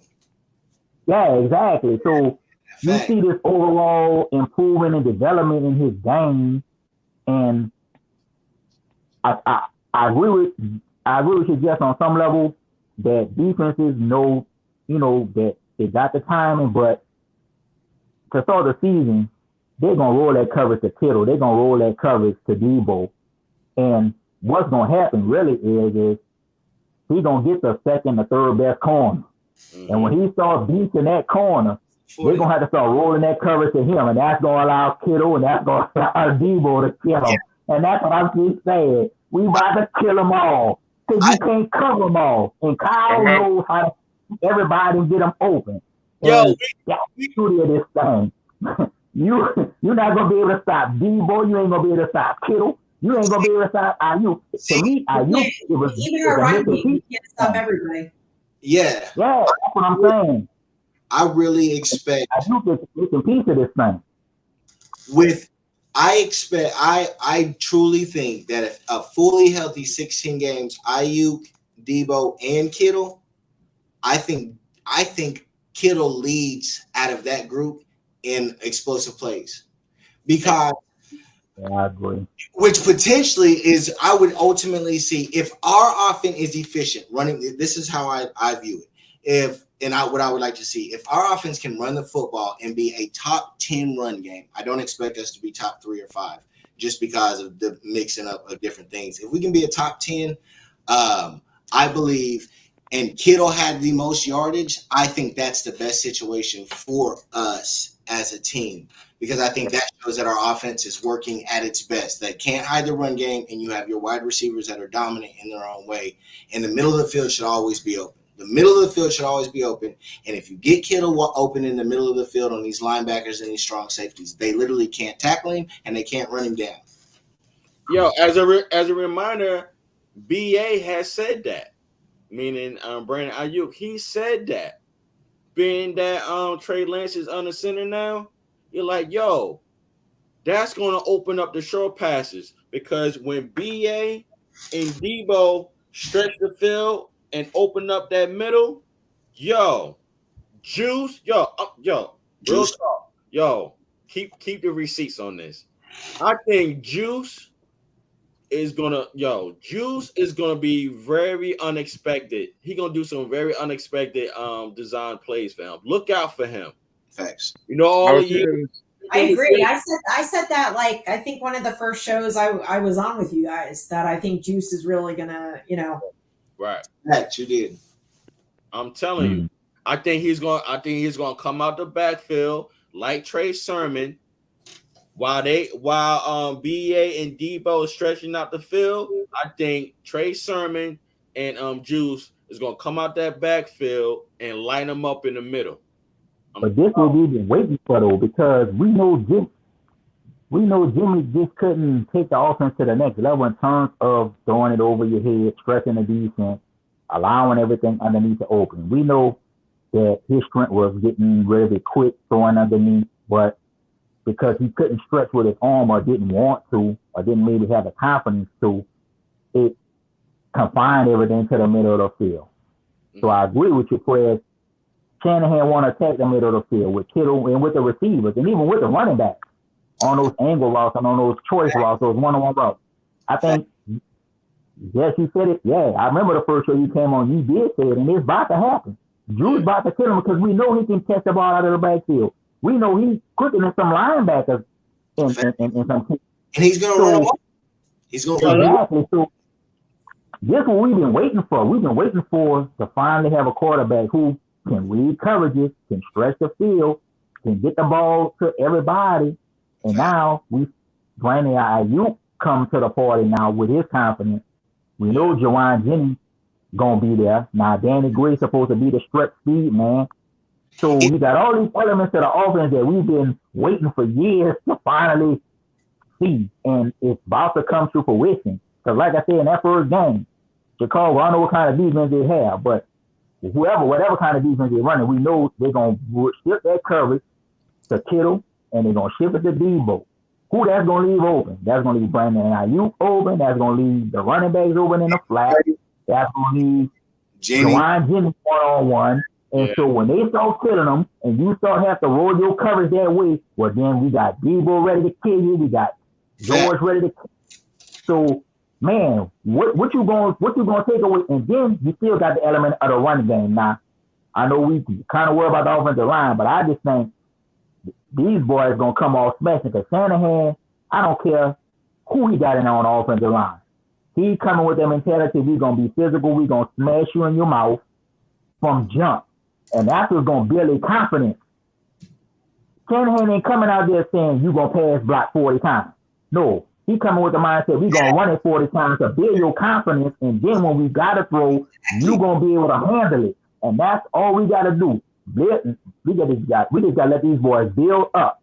Each week, they should get better and better and better and better. And by the time the playoffs come, we hitting our stride with the offensive line. Because we know what he going to do. He coming out there to dominate you in the run game.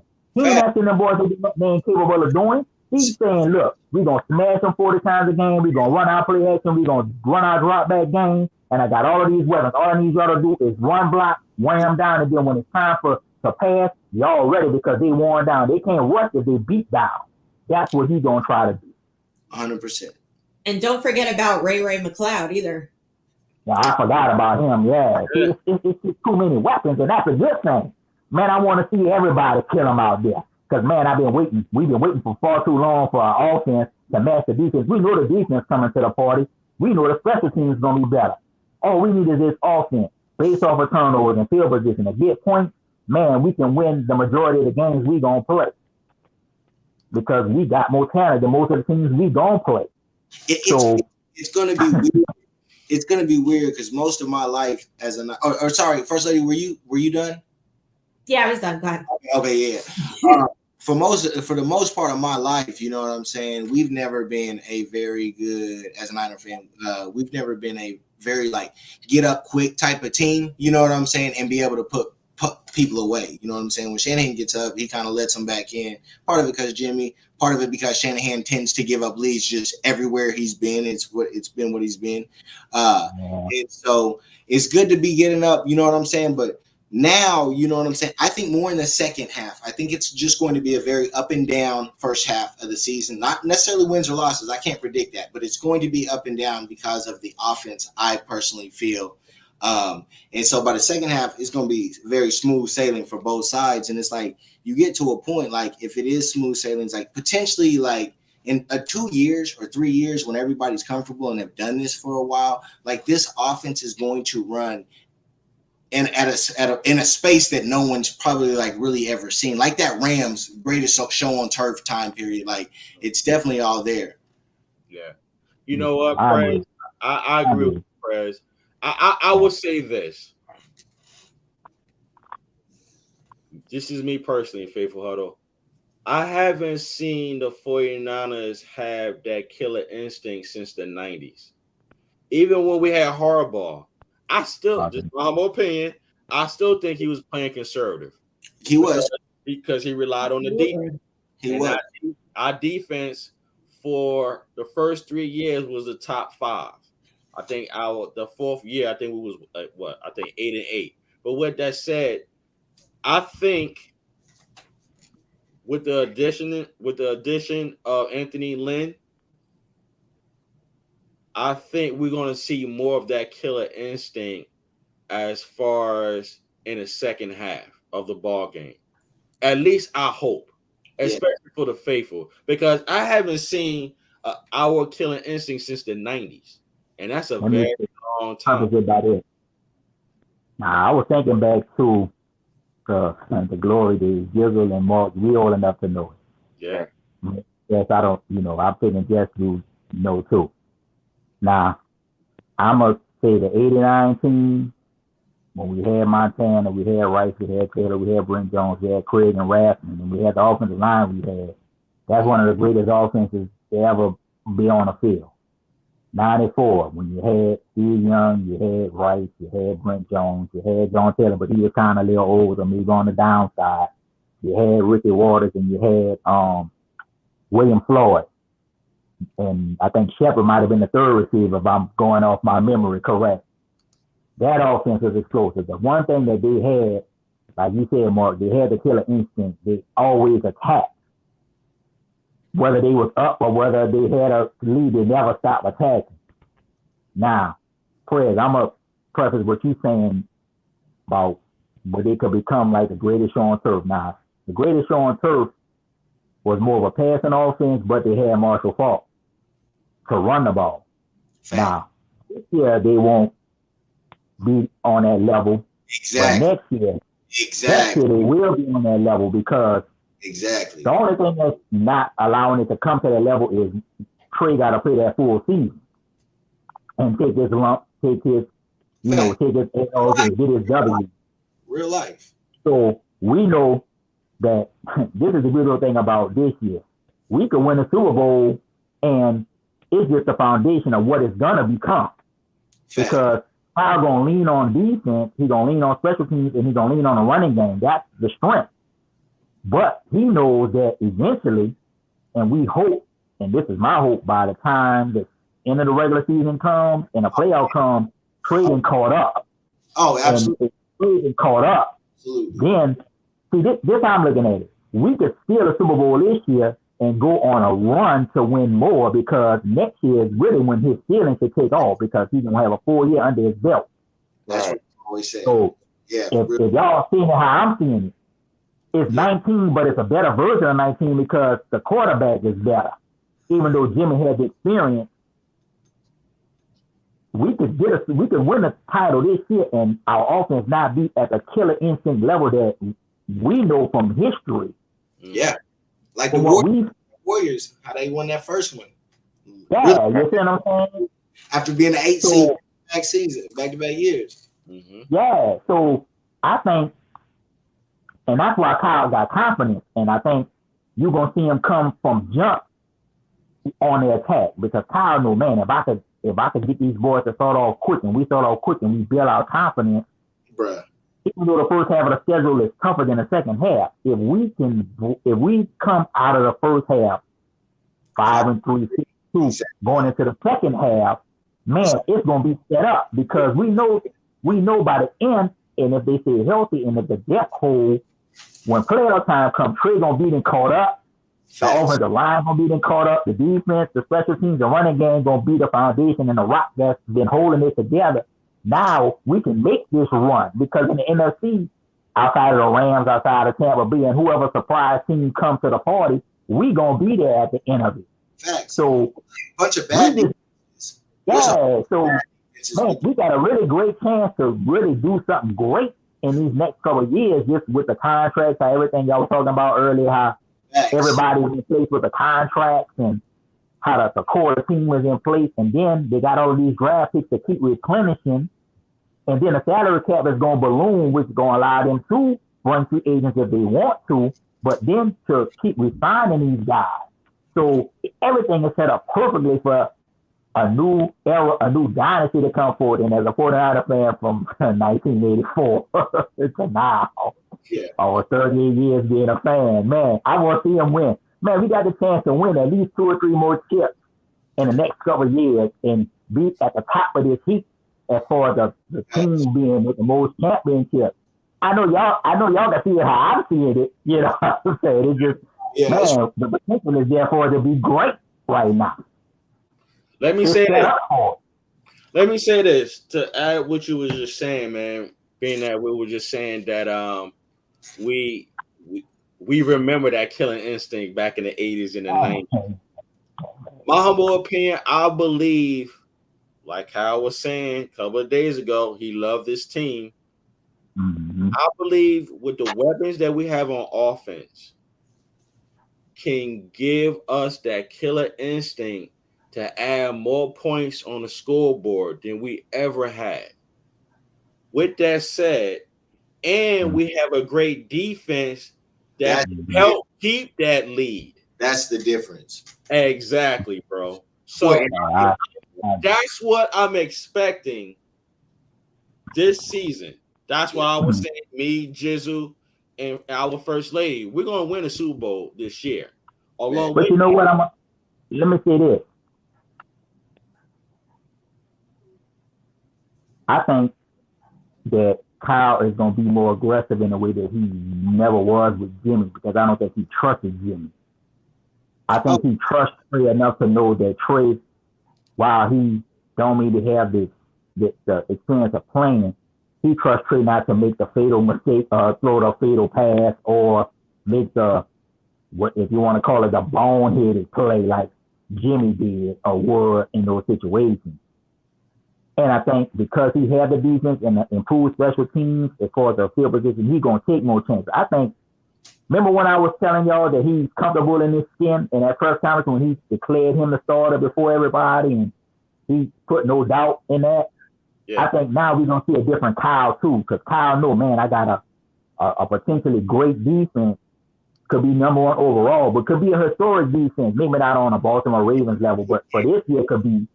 And I got to improve special teams, and I'm going to have better field position because I got the Ray McClouds, and I got just better overall coverage units and so on and so forth. And I got a defense that if this secondary keep ball hawking like they're doing, I'm going to get more possession so I can take more chances. Mm-hmm. So I agree with you. It's going to be an aggression, but it's going to be a different kind of aggression. It's going to be situational aggression. It's going to be, okay, if the defense just got me a turnover and I'm at midfield, I could go for the jugular vein and throw that deep play action with Trey because now I got him set up for it with a play. Or if we pin him back and my defense get him off, I'm getting field position, I'm getting short field. So I think he's going to be an aggressive based off field position based off the strategy of the game. And then I think next year, like we saw from the glory days, he's going to be aggressive all the time. Because now he knows Trey gonna have that full year, and if they win the Super Bowl, that just takes it to another level. Because now all of them got confidence. You know, man, we done did this. We done got over the mountain. We done got over the hurdle. Now, man, we could just be free and just play our style of ball. We the champions. We got that mindset, the mentality. So I agree with you. I think you're gonna see a whole nother Kyle in being aggressive this year, leading into what we want to see going forward next year and beyond. Mm-hmm. And I agree with that. And I actually feel like when most people look at the most likely outcome in regards to Trey Lance, they look at how he can raise the ceiling for the Niners. But I look at it like he also raises the floor. And then, like in regards to comparing him to Jimmy G, when the play broke down, those out of structure plays, you get us in third down. Jimmy G, if he couldn't make that throw, that was the end of the series. But Trey Lance could extend plays with his legs, and you also have the component of going deep, and you also have the component of scoring in the red zone. Now we have a guy that can run it in. We got a guy that can pass it in. It just so the offense is so multiple and duplicit in what it can do in regard to that. So I feel like that's something that people that don't see and how he raises the floor for us. Speaking of the red zone, Jack Hammer had tweeted that the quarterbacks went 5 for 5 today in the red zone, 4 touchdowns. Yeah. Right. When did we saw that? I don't remember. I think for the first time in a long time, we're going to have everybody clicking on all cylinders on all sides of the ball, offense, defense, special teams. And what I like the most is what I've been hearing like through all the press conferences, even with Kyle Shanahan on NFL Network with Mooch. When people say like we all know that Trey Lance is a mobile quarterback. Okay. But you know, and people automatically assume, oh, well, he's going to be running a lot. And everybody's like, well, no, like we're going to have him pass the ball. And, you know, if need be, okay, he's going to take off with his legs. Right. But this is, you know, like he's not a run first quarterback. And I just kind of like that, how everyone's just kind of, I like how everyone assumes that, because it's like, okay, assume that he's going to run it all the time, you know, because then that will open everybody up. But the fact that they're just pretty much saying, look, you know, he's a pocket passer. He can do it all. He's doing amazing things. Like, I really like that. Exactly. And to add to what you were just saying, First Lady, and I mentioned it earlier regarding Brendo and Bronsko, the faithful and the media, they so used to the past. That's all they know and see and remember. They haven't seen nothing new. So that's the blessing regarding of that, because when a player make that transition to something else, that will leave a person in it all like, yo, where have this been? Technically, that problem was always there. It's just that it wasn't asked of that person to do it regarding Brendo and Brunskill. Now with Trey Lance, listen, yo, he ain't played enough football yet. You know, he played 2 seasons. He's 1 for 1. The first loss was really not his fault because our offensive line played very poor. You understand what I'm saying? Kittle wasn't playing. I think Juice wasn't playing. But I know Kittle wasn't playing. But along with that, I just want to say another good thing. And I can say a lot of good things that I like about Trey, but I want to mention this, and I mentioned this to our First Lady. What I like about Trey Lance that I was so used to seeing from quarterbacks, when he comes out from on the center or in shotgun, before he passes the ball, have y'all noticed he doesn't pat the ball? Right. He doesn't pat the ball. And I've learned this. You remember Any Given Sunday? Mm-hmm. When Al Pacino was telling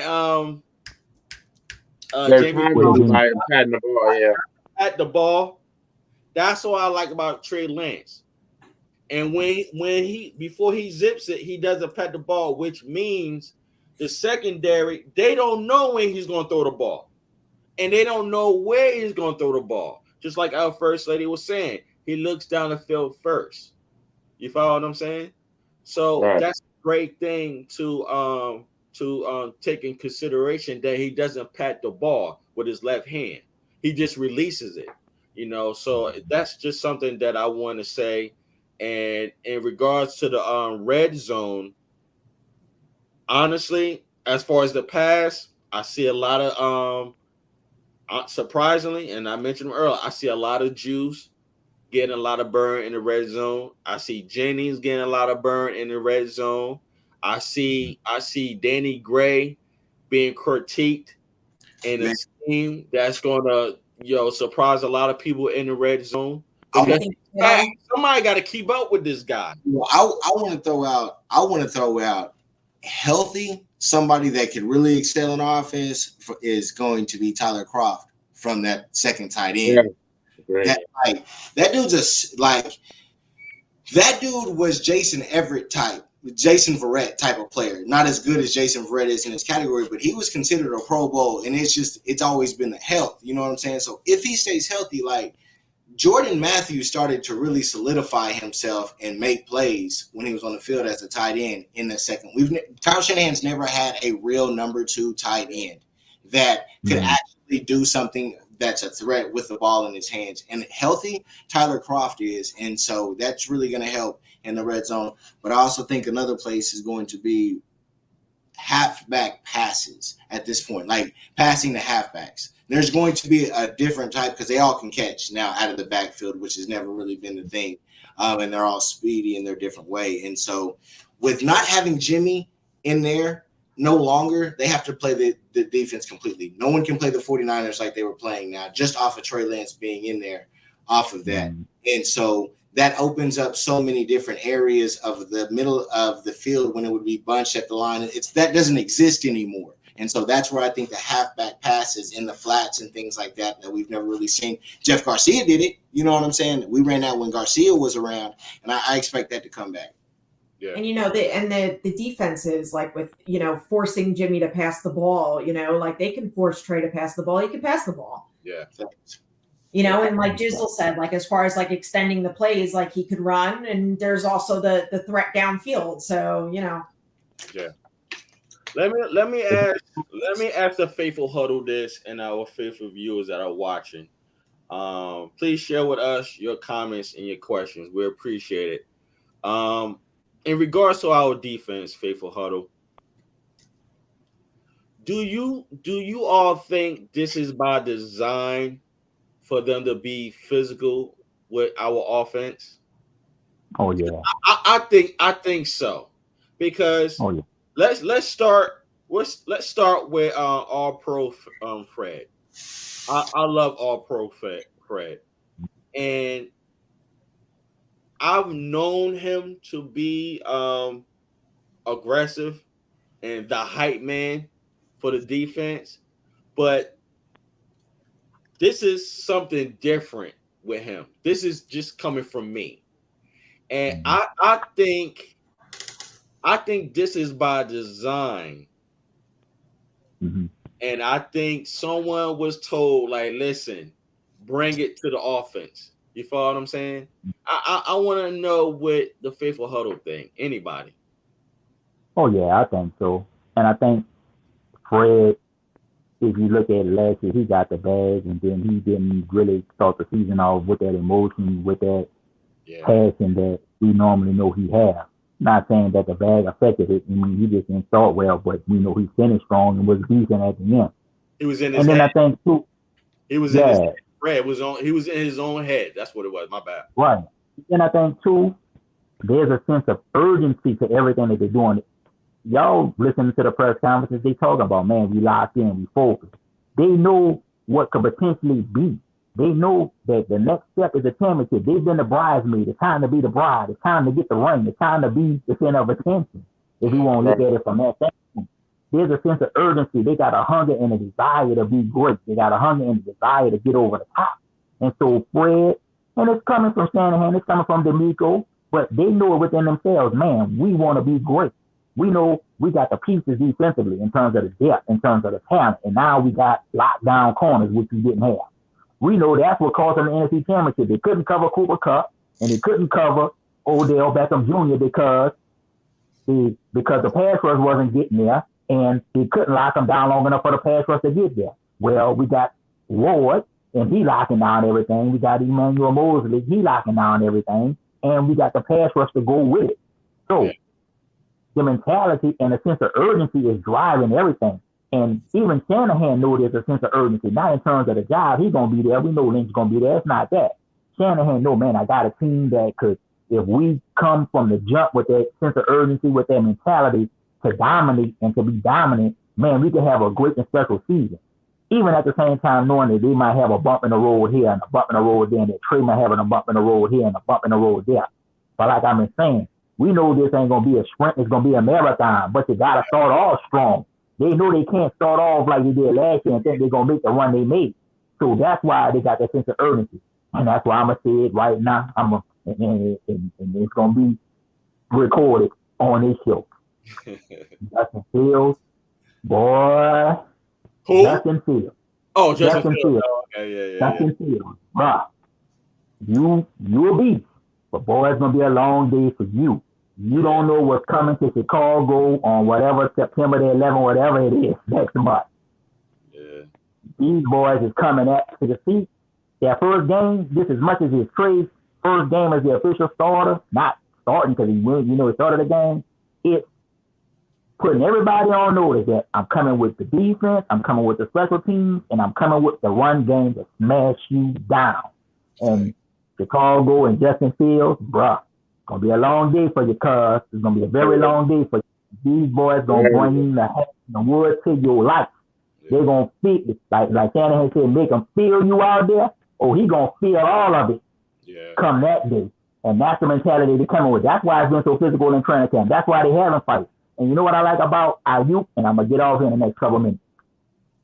Ayuk say, okay, you bring it to me, but I'm bringing it to you because I'm different. I'm better. I'm motivated. I know I'm about to be great. I know what I had to go through being in the doghouse and all of that. So I'm coming out here to prove to you that I ain't going back down. And Trey ain't saying nothing. Trey just getting all the reps, getting all the confidence, taking his lumps against the defense. Because even he said in his first time was, man, it's making me better going up against these boys. And so if he's going up against the top defense week in and week out, when you go up against the other defenses, man, he already prepared because he's seen everything. He's seen the rush, he's seen the coverage, he's seen the scheme. So it should be easier for him, even though we know it won't be because different defenses do different things. But the confidence ain't going to be wavering. The confidence is going to be there. And I'm telling man, these boys ready. They ready to take this next step, man. And we just going for the ride now. We just go on a ride with them now because we know what they're about to do. We know what it's about to be out there, man. I can't wait for them to smash Chicago, man. Come on, man. Let's go, man. Let's go. I'm ready. Yo, I know you were saying that you about to jump off soon, but I gotta share this. Shout out to our beloved First Lady. Thank you for this photo. As soon as I seen it, I said, yo, I gotta post this on our show. The photo was getting it all the time. I love this right here. Yeah, I saw it tonight. And reason why I'm posting this on our show, because like you were saying earlier, P Warrior and Jizzle, we remember the 80s. We also remember the 90s. You feel what I'm saying? I don't know if I have enough time to mention regarding. Well, there's Jennings in the background there, kind of photobombing. I was going to get to that. Let me just say it again. Okay, I'm gonna say it like to our faithful huddle and our faithful viewers. For those that are concerned about the fights and the brawls during training camp, this happens at all 32 facilities. It happens. Their intention is not to hurt anyone. That's all. Sorry, I get that, but like when you're like squaring up and ready to like throw a punch at somebody, I mean, I think there's a different vibe this year. I think they're more loose. I think they share the same sentiment as Kyle Shanahan that this is probably one of the best rosters that they've been a part of. Yes. So like energy's high, everything, the pads are on, whatnot. But I just, you can talk your trash and you can, but don't be trying to like hit one another and swing and, and all that. And I know at the end of the day, just by this picture, like everybody, it's a brotherhood for them and stuff like that. But, the other stuff, I'm not too crazy about that, but, talk your stuff, but at the end of the day, show what you got on the field. I agree with you. I just and one more thing. And you know what? Like people in everyday life, someone is always going to try to get under your skin and, and test you and stuff like that. And you have to always, and I know it's hard for me, like personally, but, you always have to just remember, you know what, like just do you and, and that's it, because these are teammates, right? And what happens if that, jackass Aaron Donald says something, or, you know what I mean? Like, so it, you really have to, just keep everything under wraps. Right. I agree. And to add with that, I mean, I respect and understand everyone's outlook of the fighting and the brawl situation. However, we as the faithful, we as fans of football, this happens all the time. It's not personal. That's why I was asking the faithful huddle before we even came to this. Do y'all think it was by design for our defense to make our offense mentally and physically stronger? And I think so. I think yes, because I haven't seen this kind of behavior from Fred Warner and this type of defense, because we got a whole new defense. I won't say a whole new defense, but I would say improved defense. Let me say that. But with that said, I love the fact that Jimmy Ward had took this picture and it's right. Iron sharpens iron. I always knew, and I posted something earlier today on Twitter that everything is all good because Steve Mariucci asked Brandon Ayuk yesterday regarding the brawl, and I sent y'all the video earlier today, and I'm going to paraphrase. Brandon Ayuk was saying, it was a hot day, and it's football season. You follow what I'm saying? And it's all love between these guys. It's all love. You follow? And before that took place, Fred Warner mentioned he specifically chose Brandon Ayuk.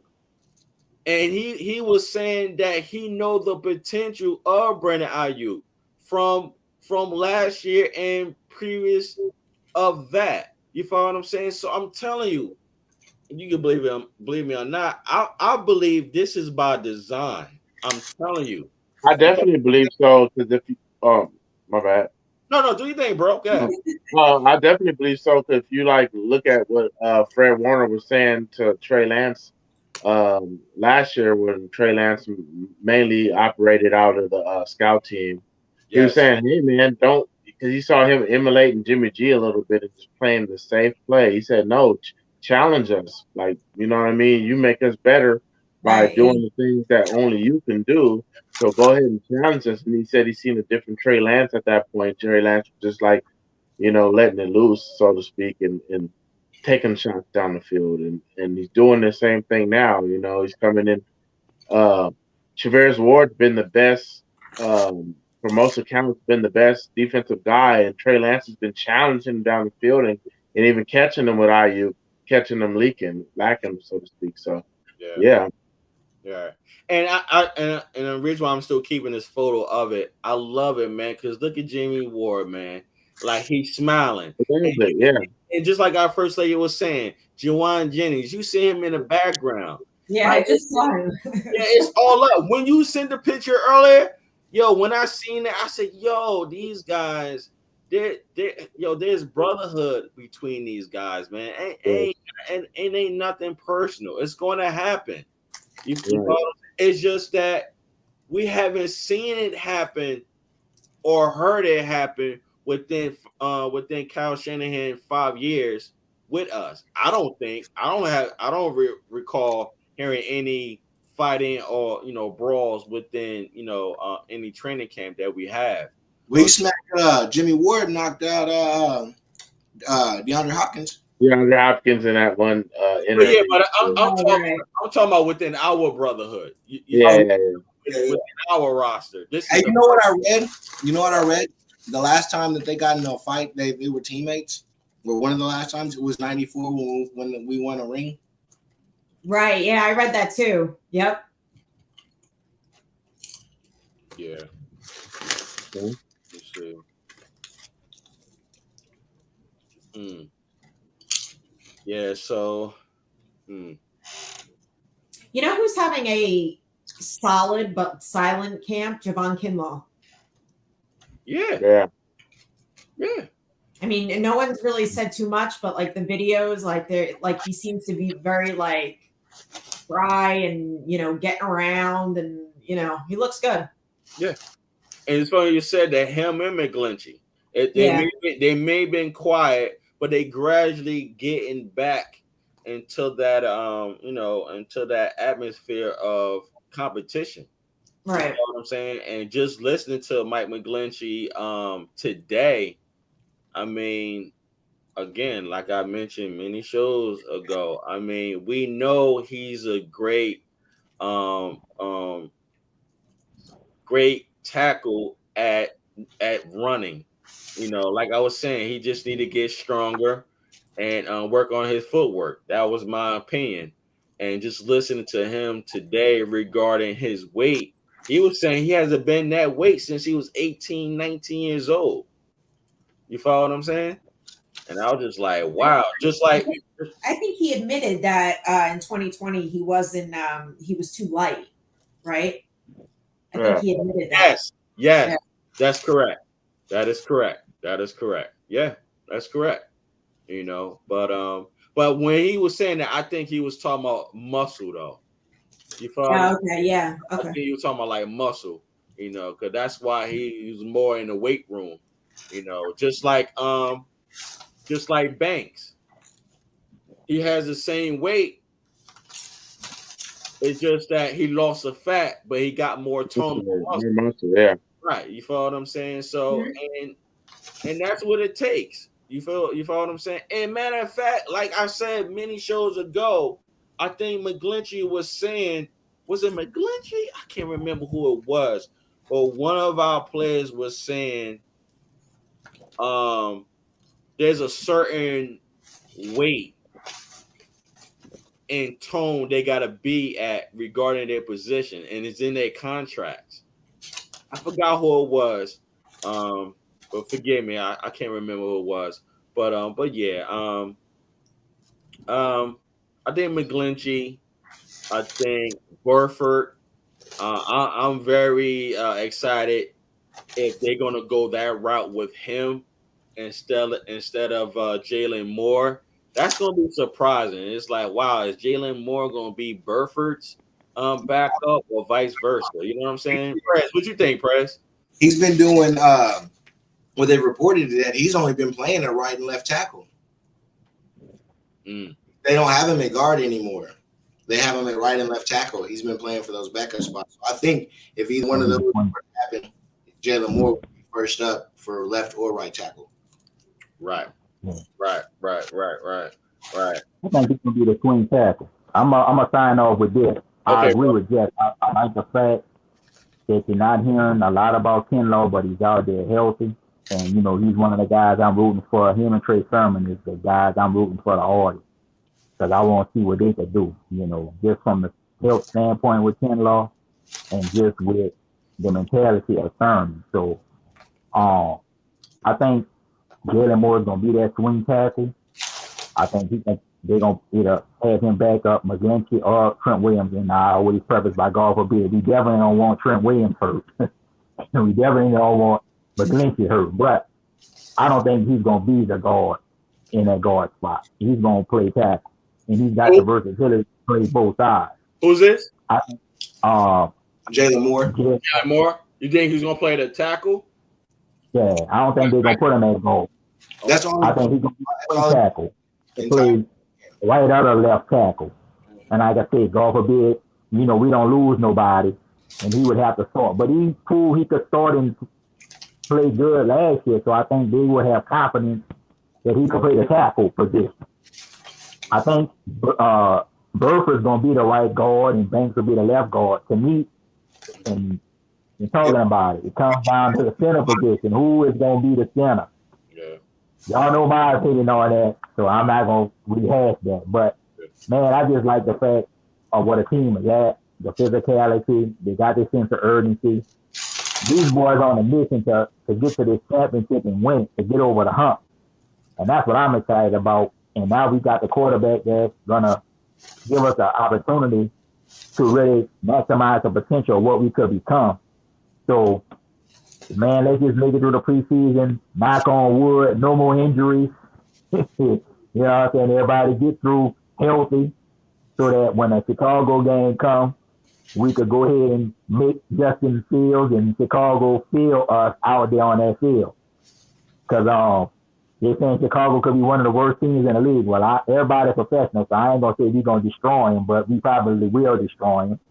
So I want to see what a defense get 5, 6, 7 sacks, and he running for his life.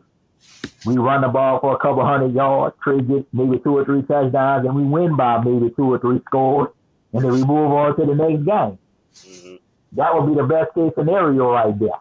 We go on the road, we bring our defense and our special teams, we pack that. We pack our running game, and we have a comfortable win out there.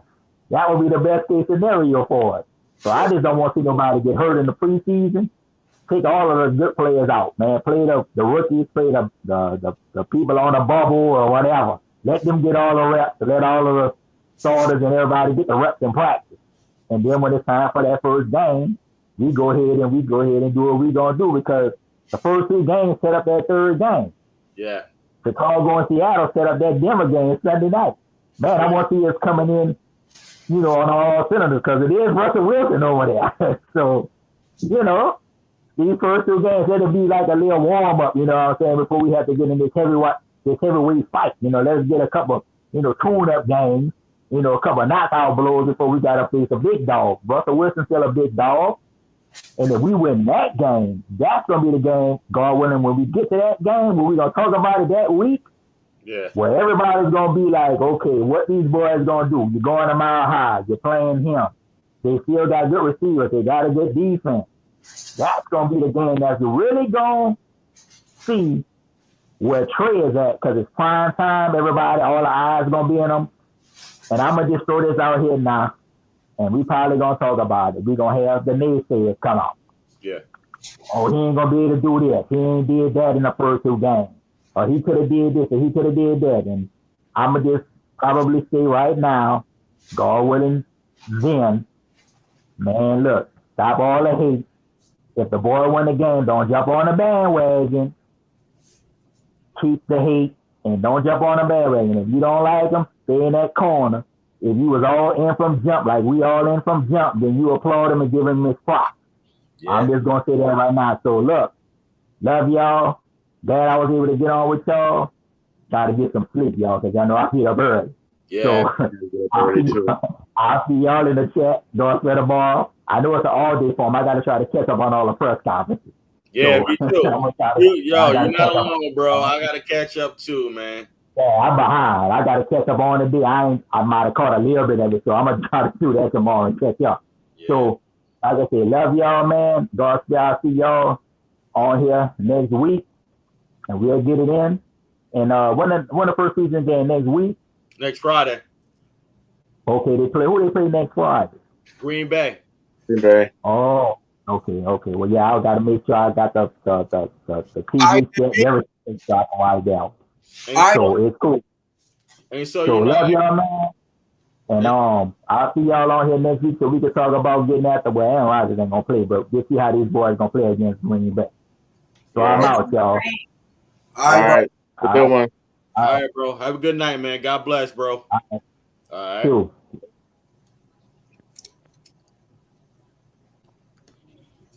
Yeah, so with that said, being that we covered the good and the bad, last but not least, let's talk about the ugly. What has been, reported, we know, Maurice Hurst suffered a torn bicep that requires surgery and will likely end his season. And also earlier, Eric Armstead suffered a knee sprain and is expected to miss a few weeks. So in regards to Maurice Hurst, I'm coming from a peaceful place. I was really never sold on Hurst I'm a Gibbons guy. I mentioned that many shows ago. Our GM Prez, I know you was high on Maurice Hurst. How you felt, bro, when you heard and found out this news, man? Well, at that point, man, they were saying he was like he was like running up for third best behind Ward and Bosa. Like he had eased his way because of the playing time. He was at the point that he was a starter when with Armstead being out, he was a starter. Remember when I sent that text that it was him and Givens? Yeah. So he was there. You know what I'm saying? It's like, I mean, he killed it, Oakland. I mean, he just played in a bad scheme. I mean, we watched with Arden Key. You know what I'm saying? He played in a bad scheme. We watched Kerry Hyder playing a bad scheme. It's like these dudes are aligned so good, you know what I'm saying, that they know exactly what they're doing when they bring in somebody. It's like a running back. When we bring in a running back, like we know at this point, like, okay, well, this is it. You know what I'm saying? Speaking of, we didn't bring him up real quick. Mason. Yes. Yeah. That's the name that they've talked about the most. And like to the point they say that he can make the 53. Yeah. So I want to throw that out there because we hadn't talked about him. Yeah, good looking, bro. He's big like Davis, but he's 5'11", so he's like 5'11", 240 something. Be careful, Jeff Wilson. I said it already. Be careful. Just be very careful. I mean, stay away from scissors, and definitely all the backs are like bulking up. Yo, even Trey Sermon. It's that inside zone that he will be moving to. Like that's where it's really going. Not moving to, but it's going to be very fluid. And the good thing about it now is like when I think Mark, you said it about having different players come in and do different things, and so it's like second half of the season, hopefully when the line has figured itself out in whatever capacity, and that's just what we have, but we know what we have in the line, and Shanahan can scheme around that and figure that out.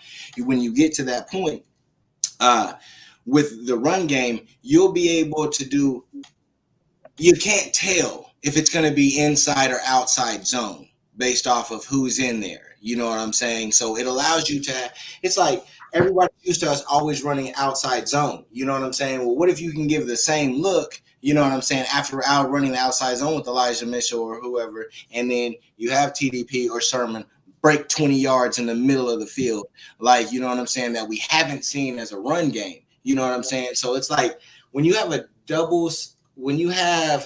double entendre of a running back core in that situation, then that's with the play action. That's when the play action becomes crazy and lethal. And then you throw on top of the fact that who's going to be doing the play action? It's Trey Lance. You know what I'm saying? It's like the run game can take a lot of steps, but it's just going to take us going through the ups and downs, I believe, of the first half of the season, then get it figured out. So that was on Mason, but different things. So First Lady, who you think will be the best interior guy behind Armstead and Kinlaw? Do you look at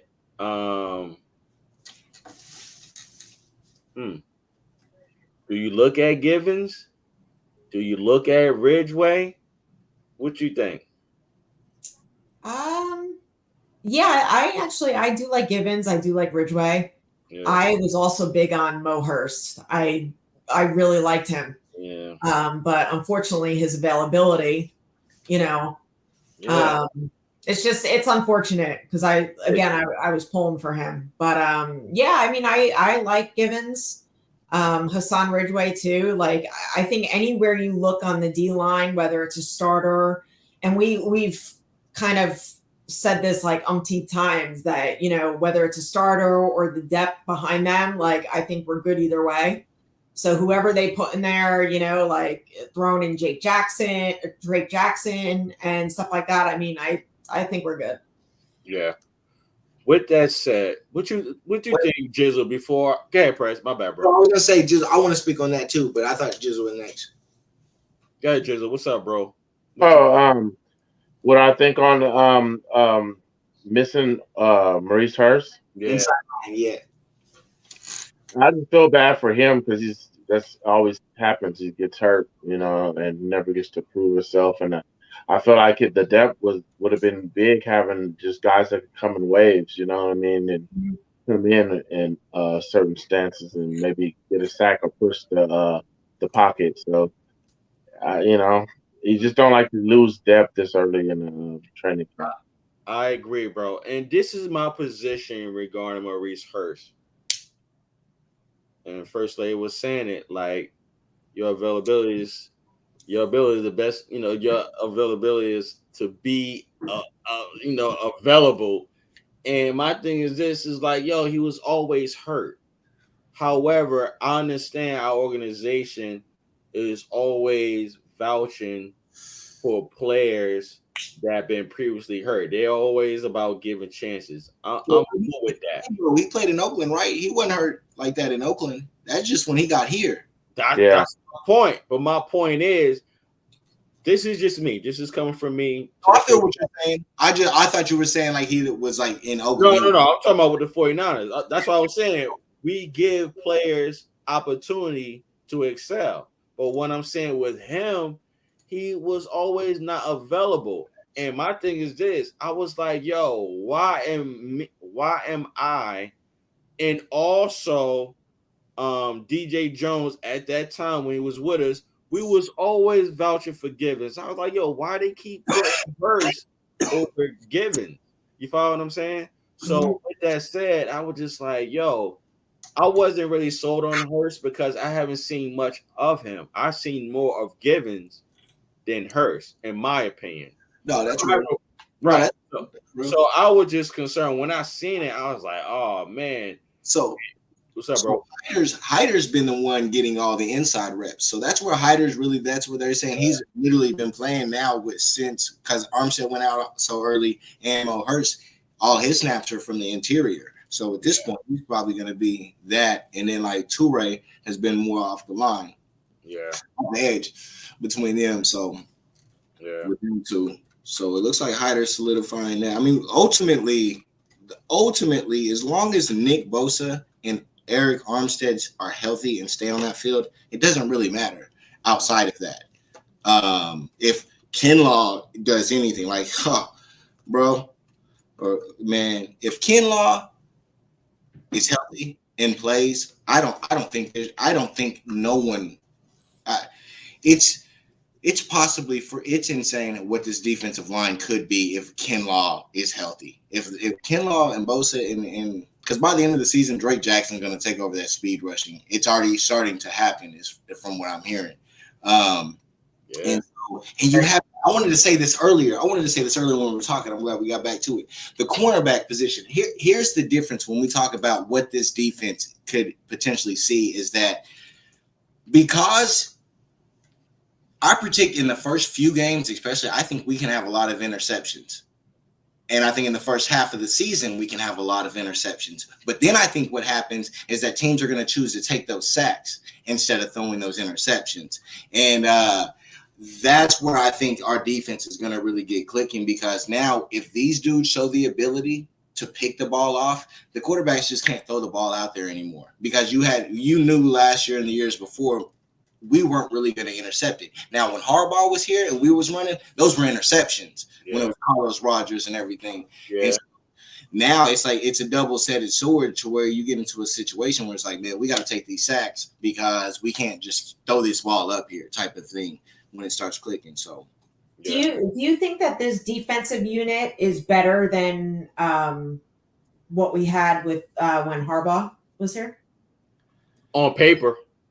Yeah, with the secondary, the secondary tips the cap. On paper, I mean, we haven't seen it. We haven't seen him in the game yet. That's true. But just throwing it out there. That's what I was saying. To be optimistic on paper, you follow what I'm saying? I mean, we got like we said when we signed Charvarius Ward, we got a lockdown cornerback. You follow what I'm saying?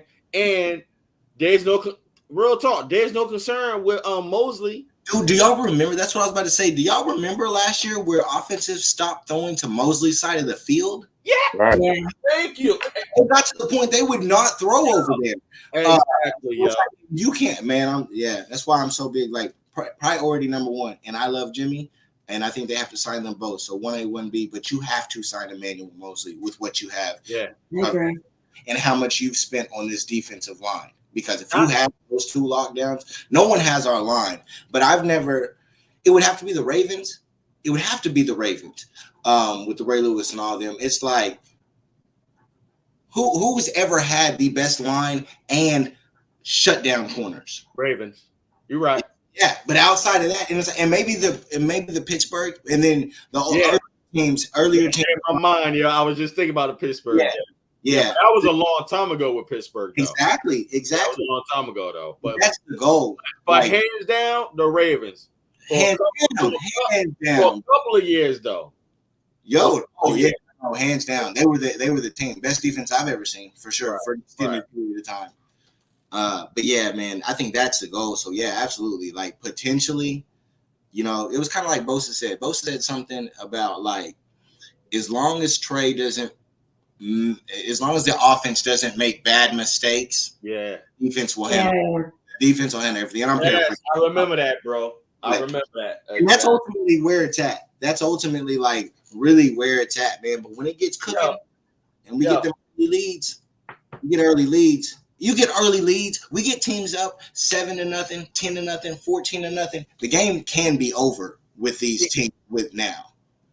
GM, Faithful Huddle. So our favorite viewers, based on what you just said, Prez, when Bosa said that, I was like, shots fired, yo. I thought it was like, he throwing shots at Jimmy G. I thought about Jizzle too. I thought about texting you too, Jizzle. And I was like, is Bosa throwing shots at Jimmy G? Because I'm like, could be a little shade. Yeah, man. I was like, that's why I'm glad you brought that up, GM. I was like, I remember when Bosa said that because I started to react like, is he throwing shots at Jimmy? Because I'm like, And there was time Debo was saying that during I think Pro Bowl that there was shutting down the middle regarding Jimmy G. Like they had shut down the middle because they know he wasn't throwing down the field. So or even in the flats, really. Yeah. And that's the luxury of having the philosophy of like the quarterback with a really good defense. The quarterback doesn't have to necessarily win the game, just don't lose it for us. I couldn't have said it best, bro. Facts. You hit the nail right on the head, bro. Exactly, man. Exactly. Has there ever been a quarterback? Because y'all live longer than me, obviously, and watch football longer than me. So, has there ever been a quarterback that has walked into a better situation? Like name a top 2 or 3, even top 5. Hell, you name a top 10. I have to say, Ben Roethlisberger always comes to mind. He is a rookie, just coming in, almost winning it. He went to the AFC Championship rookie year and then won it the second year. And he was with a really, really good team. Roethlisberger, him and Jeff Hostetler. When he would that have been? Yeah. Yep. That was a long time ago. Is he the Raiders? Are you talking about the Raiders? The one that used to play for the Chiefs too. Play for the Raiders and Chiefs. Yeah. Yeah. Okay. Yeah. Yeah. I think Matt Cassell what's his name? Matt Cassell. Mm-hmm. He wasn't the talent. He ain't the talent there. He did good when he was with the Chiefs, and then he went somewhere else. New England. Was it vice versa? I can't remember. He went to New England. He was drafted by New England, right? Right. So he was with New England, right? And then you got to go Mahomes with the Chiefs as well, too. Yeah. That's true too. Yeah, that's true. That's true. So let me ask the Faithful Huddle and our faithful viewers: is there any concern with Eric Armstead? No. No. Yeah, same here. I'm glad. I can't remember exactly what he was saying. I think our First Lady had posted to us around that weekend when we was concerned about the MCL. Yeah. Yeah, he said he was good. Yeah, and yo, I love that, yo. I love that because stuff like that is needed. You follow what I'm saying? You know, Yeah, especially for us because we're a passionate bunch. yeah, yeah, that's true. That's true. And he know how social media can be. And again, I had given y'all the facts maybe 2 shows ago regarding Shanahan first 5 years. We've been in the top 10 within those 5 years, being in the most injured, players. You follow what I'm saying? And I'm hoping and I believe, this year, because when I was seeing those texts regarding the weekend, regarding Eric Armstead and Maurice, I was like, oh man. And then today regarding Jordan Matthews, I was like, oh man, here we go. But in the back of my mind, I understand this is football. Like anything can happen, man. And most people automatically jump to the training staff. But Mike McGlinchey today was or yesterday was praising the training today. Was praising the training staff. Yep. And he was saying it's crazy, man. And he was saying how impatient he can be. He said that he listened to them because they're smarter than him. You follow what I'm saying? Because sometimes, we can get prideful and we don't want to listen to somebody. Yeah. So, and he was also talking about his fiance, holding him down for a couple of months, feeding him, taking care of him and stuff like that, while he was, recovering from what he was recovering from. So, but it is what it is. It comes with football. Like we were saying earlier, it comes with football as far as the progress. When we was talking about Trey Lance with the completions, the incompletions, the concern about him being, I'm just throwing out numbers, him being 5 for 12 and stuff like that. I'm not concerned about that. The fights and the brawls regarding, the roster, I'm not concerned about that because I know I played football. I don't know, Prez, if you played football like Pop Warner or school or high school, like we know. It's like us men, we're competitive. That's why I was asking the Faithful Huddle, like, was this by design? And I think it is by design for the defense to ruffle up those feathers regarding the offensive line. And you should, and they should, and but I think we're in a great situation. I think we're gonna be good. I'm looking forward to next Thursday with the premiere of Brick by Brick. Thanks. I'm looking forward to next Friday. Friday, I think, Prez, you said it best. I'm looking, and regarding Friday, I'm looking forward to the I'm losing train of thought. You said game. Say it again. The Packer game. The Packer game. You said something and you hit the nail right on the head. I just lost train of thought. Who they're gonna play? Like who gets the playing time? Oh, you mentioned who you mentioned who will fulfill their assignments. Yeah. Regarding the offensive line. That's what I'm talking about. But I'm also talking about as a whole, as a team. Everywhere. Exactly. On both sides of the ball. I'm more concerned about who's going to play to their potential and play up to their ability regarding the assignment. And I think it's going to be exciting. Important games. They're very important games, except to like your top 10 players. You know what I'm saying? Because they're not going to play very long. They're in and out. But these are the games where you get the longest extended look, because the further you get into the preseason game, the more the starters will play. You know what I'm saying? So the less that you get. So this game Friday. This is where you're going to get to see. Because this is OTAs. You got to think these dudes have been competing since OTAs. Then you got training camp, you got off-season activity, all the different stuff. And so now they're at a point where this game, like you're 40, 48 you're 43, 45 to 53. This is where you find them. These are where you're going to see, like, these are the dudes that are going to take a stronghold on those final positions of this roster spot. You know what I'm saying? And so this is a very important game. It's good to be able to see what we have. Like, the fact that Malik Turner is having to try to make this team is kind of crazy as a wide receiver. You know what I'm saying? Like, and he's showing out and he's big. I'm sure they're starting to see more footage of Malik out there because the highlights are coming out of what he's doing. So he's solidified that spot. So no, it's good. These are really important games when it comes to Friday for a lot of players. Just to add to what you mentioned, I had mentioned this a couple of days ago in the tweet.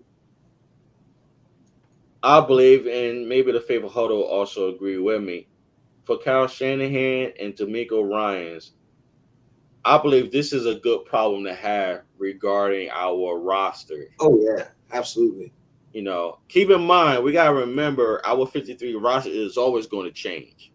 Facts. You know, based on the unexpected for whatever reason. However, regarding our starters, this is just me, though. I believe our starters will be based on knowledge of Kyle Shanahan playbook,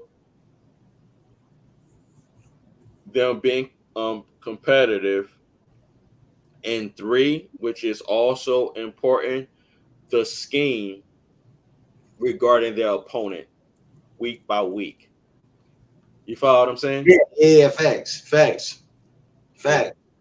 Yeah, I mean, Kyle said yesterday that, you know, you go by what is given to you. You know, like. Right. So, right, because it's just like the NBA, and I'm just using the NBA as an example. Like, they put players on the lineup against their opponent because there's a weakness there.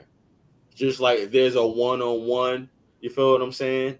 Yeah. Or whatever the case may be. I just think week by week, starting against Chicago Bears in week 1, whoever starts, they identify. Even though sometimes it's hard because that first week you really don't have no film on that team, only on based on the old footage from last season. Because we played the Bears last year, so we would actually. Right. And I just remember this. And maybe y'all can help me. Do y'all remember when Fred was at the presser and he was mentioning that who was he talking about? Who was he talking to? But let me ask y'all.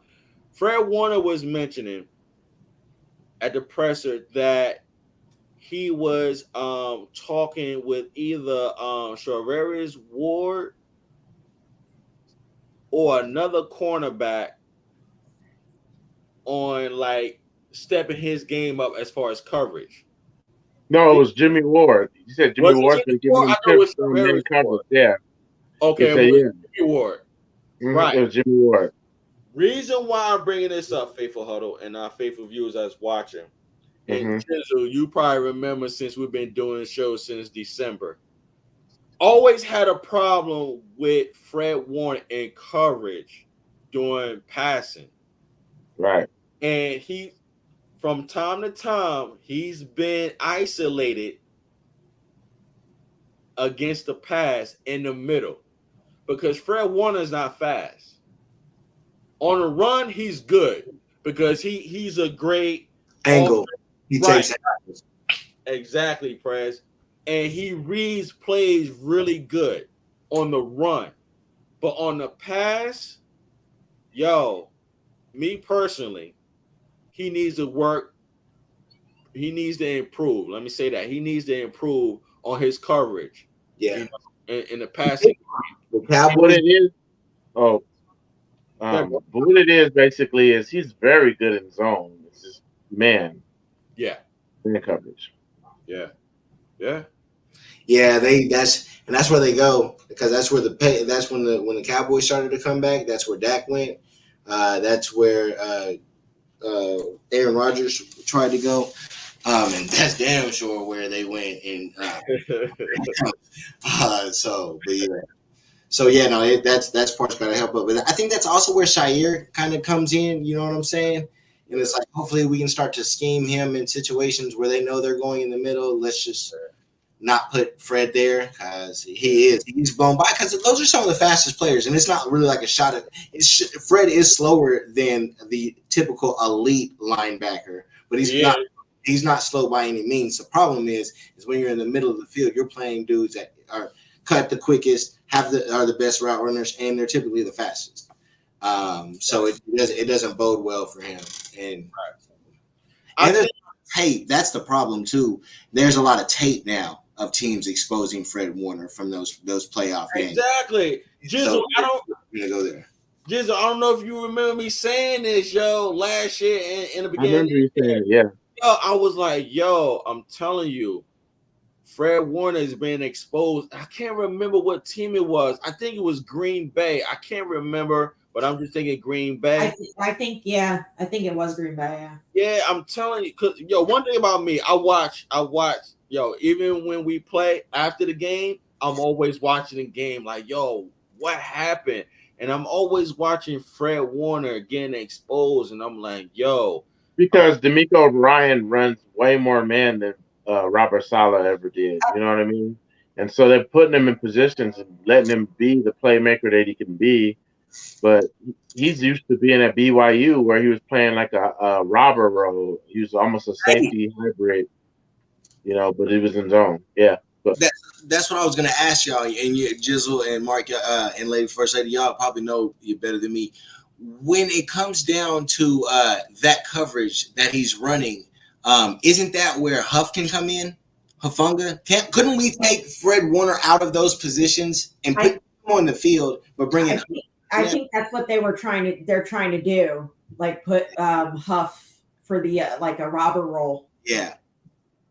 Facts. You know who I was thinking was, I think, a little bit faster is Flanagan at that position. Yeah, but Huff is like Huff's got to play. Hufanga's got to play. Yeah, I know, but I'm just saying. I'm talking about situational plays. No, that's what I was saying. I was saying situational plays like that. Huff needs to be out there. Hufanga needs to be out there because Jizzle said that. I remember Jizzle saying that, and I was like, Hufanga, he can play as a linebacker. He's shown that.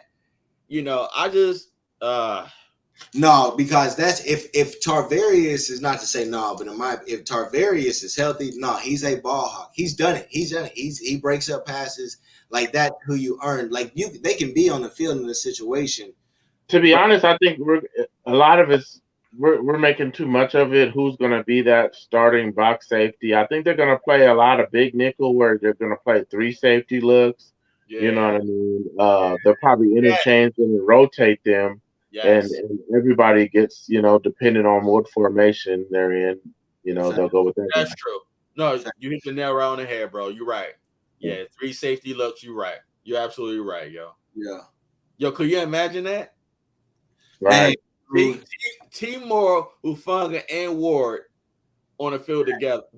Right. We have some little wrinkles this year that's exciting, you know, and not even just on defense. I wanted to mention this earlier when we were talking about Kyle Juszczyk. Yeah. I don't know if you guys heard, but he's been lining up in the slot a lot. Yeah. You know what I mean? And that's adding another wrinkle. That's what people are saying. Like they never saw that, and it's looking deadly. And that's like a bunch base type of formation. And when you say that's like them 3 together, right? Yeah. Okay, that's what, yo, Jizzle, Prez, First Lady. That's why I said earlier when we was mentioning red zone, when First Lady was saying that Trey Lance was 5 for 5. That's why I said Kittle, Juice, and Trey Sermon. I think they're gonna get a lot of burn in the red zone. Even today, I ain't watched all of it and listened to all of it. Trey Sermon was saying how you put on more muscle. Yo. And Prez, you mentioned Mason earlier. Yo, man. Hasty, we like you, appreciate you, but I don't think he gonna make it, man. No. You know, Yeah, I don't think so. yeah, because TDP, he look like he's gonna be all gas and no brakes. You know, the way he's gonna run the ball. And Jizzle, I heard what you said earlier about Wilson, man. I'm not putting the gloves on with you tonight, bro. I'm just saying, don't have no sharp scissors around that man. You know, You know what's so crazy? I remember I was going to text y'all. I was like, yo, why I'm not hearing anything about my boy Jeff Wilson? I haven't heard anything, yo. I've seen some. Yeah, nothing. I haven't heard anything. And I'm like, yo, is that a good thing? Is that a bad thing? Oh my God. But it can't is. be good. It can't be that good. Man, shut up. Hey man, you can join me on the Tate Martin bus. If the team dude's not making the squad, bro. Yeah. I agree. And that's what I originally said. I said Jeff Wilson will be on the bubble because they always bring a running back in camp that has high upside, high speed, high, something that he has a higher ceiling than Jeff Wilson does. And and I also said that Jeff Wilson, if he's not going to play special teams and be, double role, then I don't know. I feel like, he could be on that bubble. I see Mason. I see Mason. Yeah. Special teams more than Wilson. I definitely see Mason.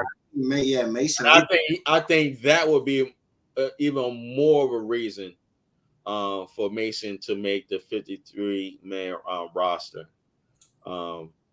But yeah, man, I was getting a little concerned. I ain't gonna lie. Only reason why I ain't text y'all, I ain't want I ain't want our scholar over here from the West Coast like, yo, I told you. We sometimes top our college, but sometimes we just let it ride. Oh man. But real talk, faithful Huddle, faithful viewers. Real talk. This week has been very exciting. Very exciting. I think we think Jimmy's getting cut anytime soon. Maybe traded now. Real talk. I might start backpedaling than what I was saying because me and Jizzle, we was always on the same boat regarding Jimmy G getting released. It's about to be options, because these niggas suck, bro. I honestly think that there's still a huge possibility that he goes to the Browns. Facts. I do too. Given that now the NFL is appealing this 6-game suspension, and they're trying to throw the book at Deshaun Watson. It's a First Lady, I feel you, and I'll mention that too. But real talk, I don't know if it was you, First Lady, that sent that. Was it you, or did I just say it randomly? Yo, did y'all see that situation regarding Mitch out there? Yeah, 0 for 15 or something. I'm like, really? That don't look good. Where's he from? What happened? I didn't see that. He came from the Bills last year, and then he went to the Pittsburgh Steelers, and they thought he would start originally when they got him in free agency, but 0 for 16 in camp. Yo, Jizzle, what they had him 0 for what? 10? 0 for 15. 0 for 15. Wow. It don't even seem like that's possible. And then now people are, we have people that are panicking about Trey Lance, and he's looked relatively good, but 0 for 15, I'm like no passes completed. Yo, they was saying he was out of sync. Facts. Yeah. So, wow, yo. They gave him a lot of money too. I think like 2 years and whatever it was. They gave him a lot of money. Yo, so don't look past beyond the Steelers because I remember. Or the Giants. Yeah.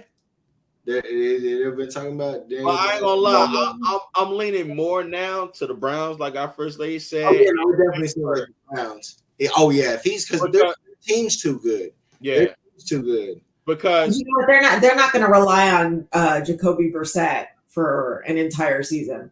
Facts. Because Watson still may not play this year. What's that? Watson still may not play this year. Yeah. I think he's playing this year. Because they said once he makes a decision, it's over. right? Once Goodell said, like, there's no more going back and forth. There's no other take him to court. And no, that's as soon as this decision is out, it's binding, and that's it. So so we already know he's at least out a year, which makes 2 years. You know what I'm saying? I didn't realize. I forgot. You know, he was out all last year. So really, that's 2 years. You know what I'm saying? If it goes that route. But real talk, when I seen that news regarding Mitch Trubisky, that's not good, guys. Yeah, that's not good. And the way they made it seem like it was short passes. Yo, I love how they kind of make it like they kind of make it on like the DL, like, oh, it's not a big deal, but like Trey Lance, like, oh my God, you know what I mean? Like it's oh, yo. It just came to my mind. Did y'all read about Cliff, head coach from Carter was saying said that the quarterback was excused from practice because of arm fatigue. Arm fatigue, I saw that, yeah. And I'm like, yo, Matthew Stafford. Nobody's talking about that though. Like that if that was Trey Lance, it'd be all over ESPN. Are we talking about Stafford? No, we're talking about Kyler Murray. Oh, yeah. The same thing just came out about Stafford. But Stafford has an injury though. Oh, okay. He has an elbow injury, yeah. He has an injury. That's But Murray, they excused him from practice because they said his arm was tired. Mm-hmm. I'm like, okay, really? Yeah. This week or last week? Was it the end of last week? I think it was end of last week. Yeah. Okay, I remember. Gotcha. Yeah, man. I forgot to text y'all about that, but I think I have too many words muted on Twitter because I don't know any of this. Yeah, First Lady. Yeah, they excused him because his arm was tired. Oh my God. Yeah. And on top of that, they put in his contract that he with the playbook, right? Right. So that's why I sent in the group text with the squirrel and because I think he looks like a squirrel. Yeah, it was funny. Oh, he was in his feelings about that, man. He was big in his feelings, but you should have been out on your team about that. Like you chose to sign that contract with that language inside of it. You know what I mean? No stipulations. So Skip Bayless mentioned that. Yeah, he was like, "Yo, why are you getting an attitude regarding what they put in there, but you signed it?" Yeah, he's the dummy that signed it. Exactly. You know, I mean, we get why you signed it. You know, business as usual. You know what I heard on that is that so what he signed, that wasn't allowed to get out to the media, but because it has to pass through what he signed to another corporation ahead of it, they weren't allowed to expose or put to public record. So that's how it come out. So what he signed, it sounds like he thought that he couldn't come out to the public media. And so when it did, then obviously he got to say something because that shit got crazy. He was getting roasted. Yeah. Like, like I always say, your image is everything, man. And when that came out, that did not look good for him. That did not look good for him at all, yo. And also, what's his name? Ryan Clark. They used to play for the Steelers. Yeah. He mentioned it, especially African American quarterbacks. That don't look good for us as far as getting a quarterback job, right? So that will make fans and the media. Which what they've always said, that the black quarterbacks aren't smart as the white ones. You know, exactly. That don't look good. So, you know, and I mean, I'm glad that he came out, but it still doesn't look good though. It still doesn't look good, but it is what it is, man. You know, but think about it. What is it? I was gonna say it's crazy though if he doesn't study the game like that, because if he's accomplished what he's accomplished like that and does what he does, not if he does study, you know what I'm saying? It'd be like, damn. And that goes. I think it's overblown, man. Kingsbury recruited him, and then he ran the air raid all through college. He knows the system. You know what I mean? I think it's something that just kind of got overblown. Maybe they did want him to, love football a little bit more. More probably what it is. You know what I mean? He probably going through the motions doing film study instead of like shows that the diligence. You know what I mean? Do y'all not feel though? Do you with that Jizzle? Do you not feel like he's collapsed year after year though? I mean, they go on horrible backsides. Well, they do. He definitely collapsed this year, like to where he didn't even look like he should be in the league. Yeah, because some of them say that tape finally hits for that second half of the season, and that's where teams figure it out. And it's like, so if that's happened back-to-back seasons, you know what I'm saying? It's like maybe I think there might really be something there because we have the evidence of it collapsing. Well, also though, DeAndre Hopkins was hurt, and that the whole team looked different because of that. Now, if he did that when DeAndre Hopkins was still healthy, then you can probably say that. Yeah, no, that's real. You're right. I forgot about that. Shout out to Shifty. Appreciate your availability and our show, man. He says Kyler Murray and Stafford are resting with arm fatigue. Now that about Stafford, I thought based on what I read that Stafford has a elbow injury. See, but that's his injury. I think which is the same. Isn't that the same injury that he had when he was in Detroit? That's what I was saying. That's what he's been. It's basically tennis elbow. He's been dealing with it. Yeah. But he also has the back. He also has the back and all that too. So what a shame. Yeah. This is crazy. Jizzle, can you do us the honors, bro? Okay, from 49ers Chime. Could be from turning the pages too. Ooh, okay. They have a legitimate reason. Yeah, 49ers. I don't know if it's Chinel or Chinel. Who are you throwing shots? I guess he's trying to get, saying maybe he's looking through the playbook a little bit, Yeah. I know. Probably turned the page too much. His elbow, his arm got tired. Right. Yeah. Yeah, well, squirrels have short arms, so I could say. And they should have put a little more, little pictures in there where you could color, and fill in the diagrams of the plays. I think it'd be more receptive to that, Yeah. Give him a couple of juice boxes, keep him focused. Yo, 49 Chanel says Chanel. Yeah. Yo, man. Oh, that's not time. My bad. Chanel. I think you said it's Chanel when I said 49ers Chime. Yeah, Chanel, yeah. Chanel, my bad. Chanel. Yeah, but I like this. Shifty says, shout out to Spencer Burford coming in as a rookie and seemingly the favorite for the right guard position. I agree with you 100%, bro. So far, that's all I've been seeing. I don't know what else the faithful Huddle has been seeing at right guard, but what I've been seeing, they've been rolling with it. I'm optimistic about it.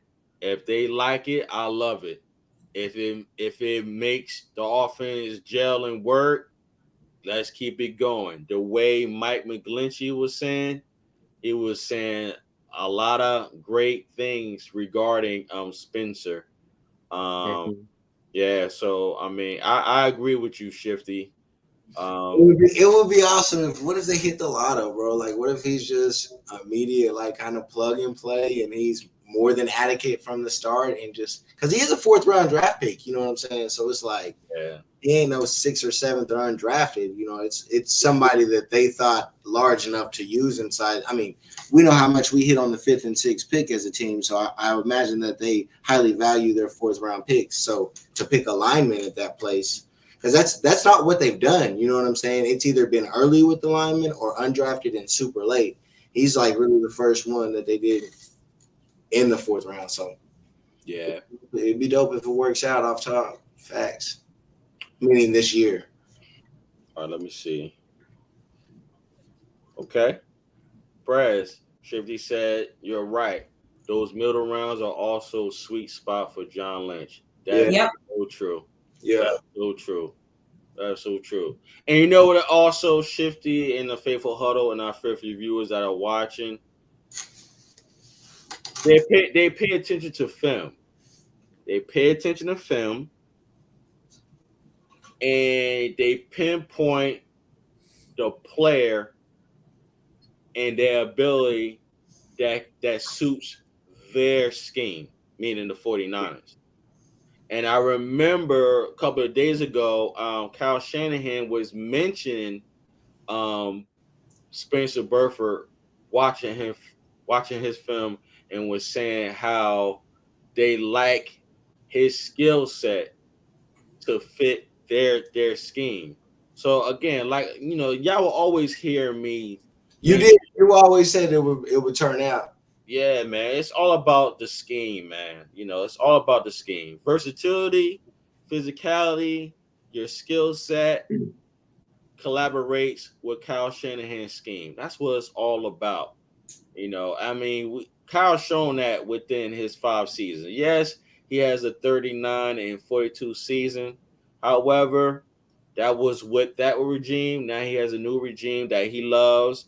I began to love this regime regarding what we see on paper and what we periodically see in training camp. Yo, man, I believe like Charles. It's so early in Shanahan's tenure as a head coach. Yeah. Period. Also as a coach with us, you know what I'm saying? So let's say, you get 15 years out of him. You know what I'm saying? You get 20 years out of if he never leaves, and say it goes the best way that it can be. It's like, dog. It's like you talking about real rings. Like you could really honestly say, like, you get one next year or the year before, and it's like if he stays another 10 years, it's like, oh, you can get 4. Yeah. You can get, you know what I'm saying, type of thing. So it's so early, But back to who you were saying, those in the draft and everything, we gotta give that's where Adam Peters comes in, and that's why Adam Peters is so important to this team, because he leads that drafting unit for the most part, bro. Yeah. Oh yeah. Yeah, that's why. Like, Kyle tells Peter and John what he wants. Facts. Just like when Bobby Turner and Chris Kasurek tells Kyle what they want. Yeah. You feel what I'm saying? So if you pay attention to the presses, Kyle has what he wants, and he also given Bobby Turner, Chris Kasurek, you understand, like what they need and what they want. I mean, even Brian Schneider, the special teams coach, right? Cloud, right? Exactly. Yeah, facts. So, yeah, it's a factory. You know what I'm saying? It's like just watching this regime. This is going into year 5, I believe. It's like really look at it. Look at the team amassed. Look at six. Yeah, six. Look at the team that they've amassed. Look at the front office that they have. Look at the talent that you have. You have Parag, who's the best contractsman in this game, and one of the best ones in sports, period, at this point, with the way they do the cap. And so it's just like everything's such a factory. You know what I'm saying? It's like the well-ran factory just before it's like worldwide known. You know what I'm saying? The early stages of it. So it's crazy, really, everything that we have. Let me ask the Faithful Huddle this, and our faithful viewers that are watching. Please leave us a comment or question, if you can. This is my question to the Faithful Huddle. Do y'all think Anthony Lynn has been too quiet? Because I haven't heard anything from him. Like, I see him, of course, on the field. I see him throwing passes to our running back core. Do y'all think he's too quiet? You can't judge it. Do we need to hear from him? No, you can't judge it right now, man. No judgment. Not saying you're just like people like if they were thinking like, hey, it's too quiet. It's like, no, not really. You know what I'm saying? Because it's like there's no way to tell. There's nothing that can be told. You know what I'm saying? You're gonna get preseason games are going to be the best bet to show it's like whether your run scheme is working, regardless of its second, third, fourth string playing. So, you know what I'm saying? Preseason, you can judge. There's nothing to be judged really, in my thing, off of practice besides athleticism. You know what I'm saying? Because teams aren't really tackling, and so it's just like, can't judge anything right now. That's really the thing. It's just like, because you're playing the same dudes every single day. You know what I'm saying? And a lot of our team is returning players. So they're playing the same people that they've been playing, if that makes sense. They know their nooks and crannies and inside out of each other. Yeah. So it's hard to judge anything right now until you get these preseason games to see this game type. Yeah. I think sometimes less is more. And actions speak louder than words, and just by certain videos that are out there with him like holding the pads and like with the running backs and stuff like that, I think the interaction with the players, I think that's kind of that's all I need to say. Yeah. Only reason I ask because I really like Anthony Lynn. I believe he's a great coach. He's a great inspiring and motivating coach. When he is with the Chargers, I should just enjoy listening to him talk, you know what I'm saying, to his players at the end of the game. And when we picked him up, and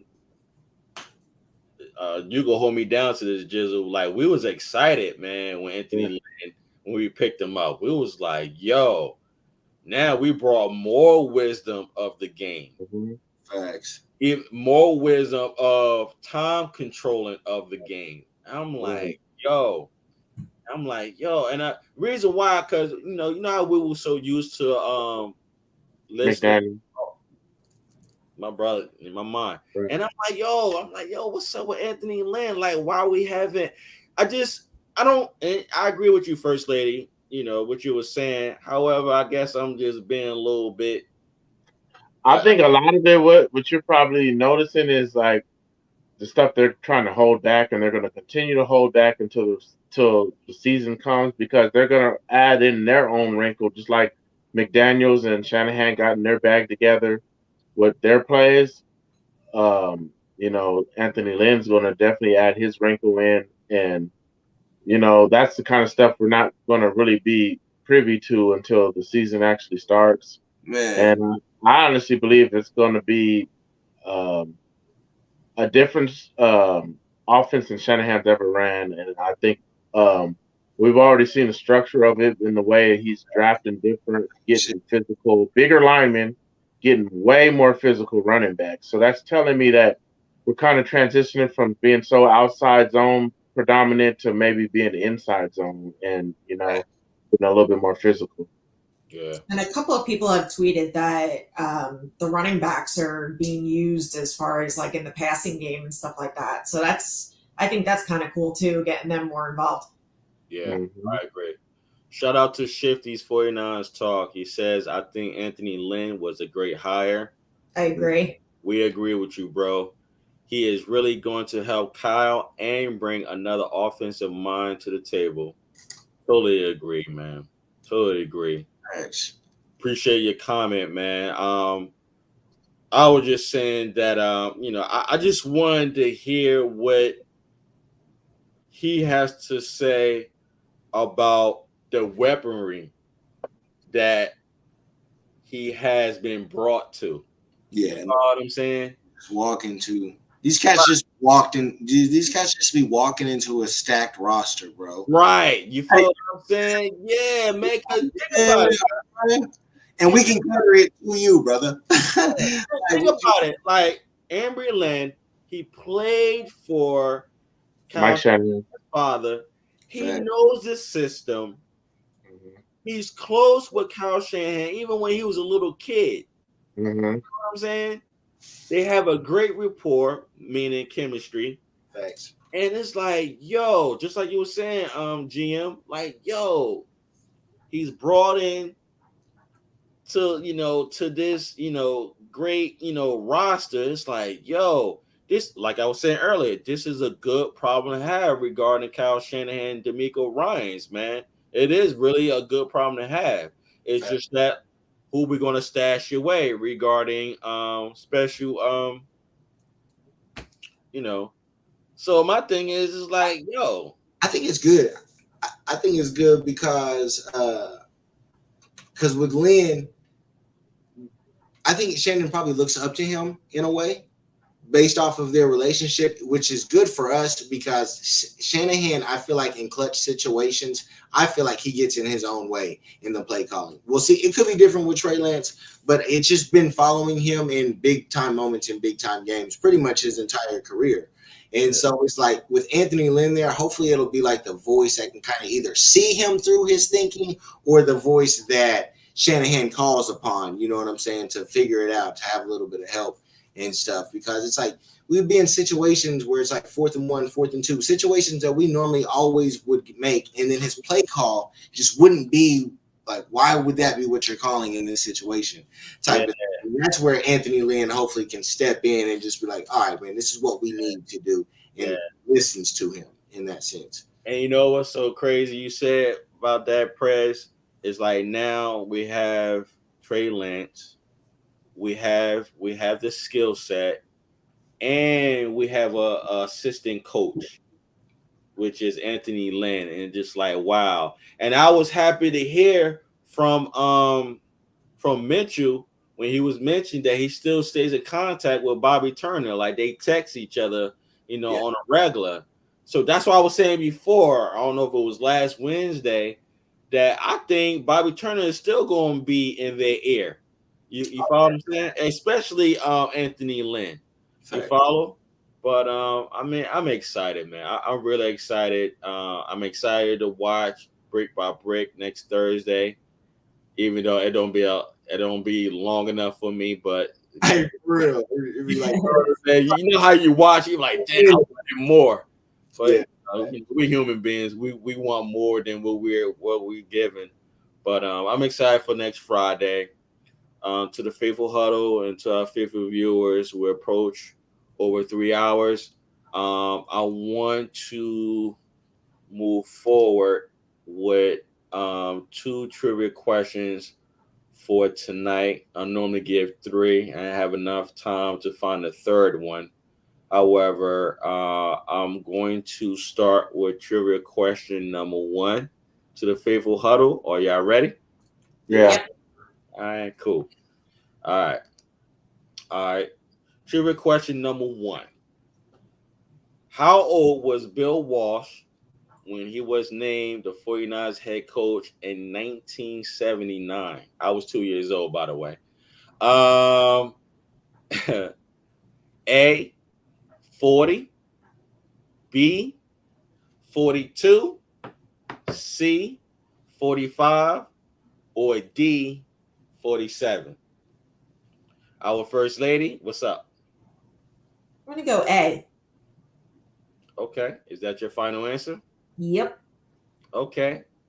Jizzle my nizzle. I see you, man. You got that professor look. I'm gonna go C. You know, see? That's your final answer, bro? Yeah. Okay. All right. GM. B, 42. Oh, 42? Yes, sir. One of us did it. All right. I wish I could participate, but I know the answer, so I can't. All right. So with that said, just want to let you know, y'all all wrong. Ooh, 47. 47. Damn. Yeah, it's Do 47. we need to fact check this book though? No.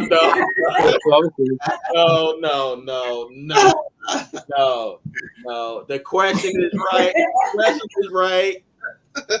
And the answer is like 47. You can even Google it. Jizzle, do you need to Google our scholar? No. Just making sure. Let me see anybody in the chat room said gave an answer.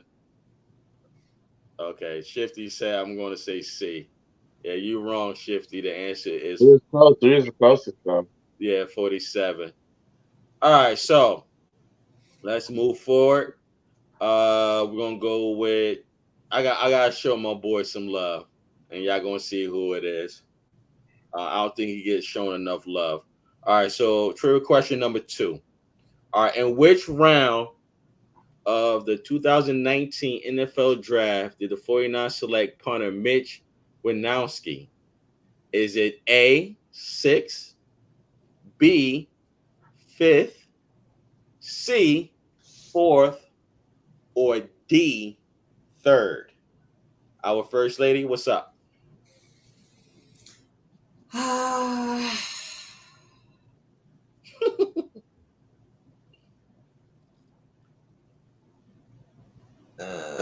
going to go C.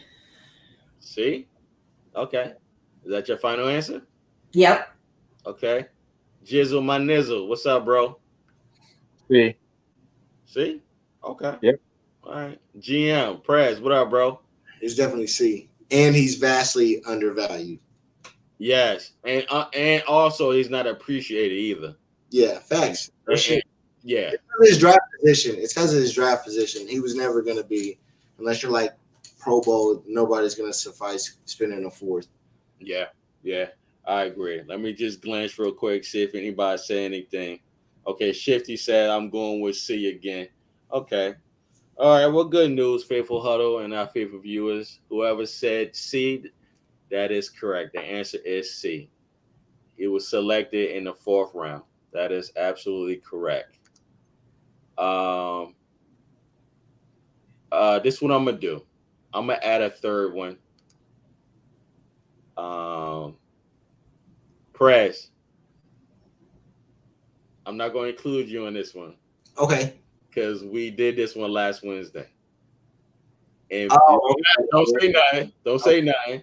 Yeah. Being our first lady and Jizzle, aka our scholars here, I'm going to present this question to them and also our faithful viewers. All right. So first lady and Jizzle, this is only for y'all. All right. All Great. Right. So trivia question number 3. Okay. All right. On a Trent Williams story, Trent mentioned what professional sport is his first love. Okay. A, track and field. B, baseball. C, basketball. D, football. Or E, golf. First lady, what's up? I'm gonna go. Before you answer, let me ask you this question: Have you seen his document? Have you seen the documentary? I have not. You haven't seen it? Okay. No, I haven't seen it. All right, real quick, Jizzle, have you seen the documentary? Yeah, I did, of course. Okay. All right. Don't you say nothing. All right. First lady, what's up? I'm gonna go C. Okay. That's your final answer? Sure. Okay. Jizzle, what's up, bro? Yeah, she's right. It's C. All right. Yeah. Hey, Jizzle, Prez, let them know the answer, bro. Yeah. C, basketball. Yeah. So whoever says C regarding our third trivia question has got the answer. Shifty. Uncle Keith would have done well tonight. He missed it. Huh? I said Uncle Keith would have done well tonight. He missed it. I know. I'm 2-1. Yeah. 49ers. I don't know if it's Chanel or Chanel. It's Chanel. She corrected. Chanel. Your answer is correct. It is C. Shifty, you said complete guess, but I'm going with A. You know that's incorrect. So that was his second, though. That was his second. Was track and field. That exactly. So, on a Silverback, it's called Silverback. Yeah, I do have to watch it. Yeah. Okay, it's a great, inspiring and motivating documentary of Trent Williams' life. Okay. Based on this question, I was inspired to come up with this question from watching. I watched Silverback maybe about 3 or 4 times, and he mentioned his first love is basketball, and his family members, which is his brother and his sister, mentioned how great of an athlete Trent Williams was as a basketball player. Along with that, they also show footage of Trent Williams playing basketball. And Jizzle, you could help me if I'm right. I think Trent Williams had dunked the ball He did. Yeah, he had dunked. Like, right. So Real nimble out there too. yeah, So yeah, man. The brother is very, very athletic, very skillful. He's very fast for his size, and to this day. However, also his mom in a documentary mentions, and his sister mentions how Trent Williams was also really good at track and field. So that's why I put track and field to see if I can mess with y'all heads, you know. But being that our first lady didn't see it, and also Prez didn't see it either, but being that Prez, matter of fact, Prez had got the answer right last Wednesday, and I was like, no, let me share it again. Being that we all had to disperse at our separate times last Wednesday. But yes, all of y'all was right. His first love is basketball. Definitely is basketball. So yeah, I just wanted to share that with the faithful huddle and our faithful viewers. If no one has seen Silverback, if you haven't seen it, I encourage the faithful to watch it. If y'all don't know where it's on Prime Video. You can check it out. The day it came out, I watched it. And I don't know if y'all seen footage. I don't know. Maybe you have, Jizzle. I don't know if you've seen footage of the premiere. The whole offensive lineman had went to the premiere with Trent to watch the documentary. yeah, I At did the see that. movie theater and stuff like that. So you know, and I did remember one thing too that now stands out was NFL 100 when Trent Williams, one of the years he made the NFL 100, and you know your people, your peers talk about you. I know Adrian Peterson, as a teammate, said when I first played with him, I was like, "Damn, this guy's the best athlete I've ever seen. I played with." That's what he said. I was like, "Oh, that's saying a lot for talking about a lineman." yeah, I think Trent needs a touchdown this year. yo, I think that's gonna happen. I think so too. I think that's gonna happen. I just hope that Cal doesn't put him at right tackle this time. This disguise it at left tackle so they don't expect it. Because when I see him at right tackle, I knew something was up. I was just like, yo, either it's going to be a run sweep or something. You follow what I'm saying? But I just hope they disguise it this time at left tackle. You follow what I mean? And that's just my humble opinion. Yeah. Makes So sense. It's a good idea. I mean, that's my humble opinion. Yeah. I mean, just to disguise it. I just want to say this real quick before we end with our show. And great show, by the way, to our faithful huddle. Thank you to our faithful viewers that are watching. We appreciate your availability and your time with us. Just want to let y'all know we are evolving every day. If y'all have any comments or suggestions regarding our show, please hit us up on our Twitter page. We appreciate it. We But got some new stuff coming for the season. absolutely, and we can't tell you yet. But Excited about it. Yeah, just stay in tune. Also, as you see, please check us out. You know, every Wednesday for 49ers content. You know, we go by the faithful huddle. You know, we talk with our intellect and our emotions regarding our team because we love our team. And go Niners. So with that said, let me see, to the faithful huddle. Let me see, where is it at? I have a lot of stuff going over here, so forgive me. So the faithful huddle. What are your final thoughts? Great show. Great show. Yeah, man. No, I mean, it's next week. We get the games, you know what I'm saying? We can finally start to see everything that's going to happen. Hope we just stay healthy over the next week. Yeah, you're right about that. That's it, man. Just continue to improve. Yeah. You know my saying. keep evolving, man. On both sides of the ball, keep evolving, man. Keep pushing each other. On behalf of our first lady, let me just say, no more fights, guys. She doesn't like that. I said it for you, first lady. No more fights. Fred Warner, gotta chill, bro. Our first lady, come on now.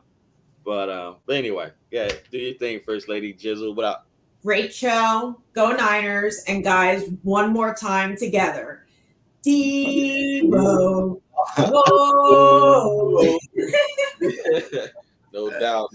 Let me see. Yeah, I just wanted to say, yeah, great show first off, and I think in regard to the Niners, they'll just be happy to get that practice with the Minnesota, so that they don't have to go at each other so hard anymore. So Yeah. Thanks. Yeah, shout out to 49ers and Rockets. Thanks for watching. Let's go San Francisco. Absolutely.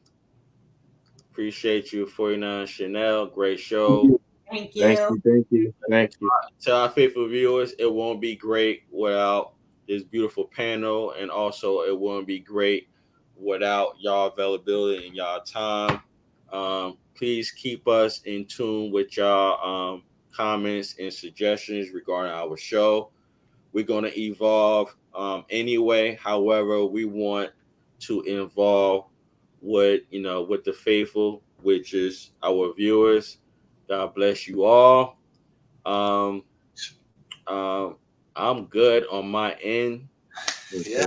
Faithful Huddle. Niners. With that said, listen, go Niners. And I'm good, guys. Yeah. I got So you have a good night, y'all, and Snyder game. Talk y'all in the morning. Absolutely. All right. God bless. Bye. We out. See ya.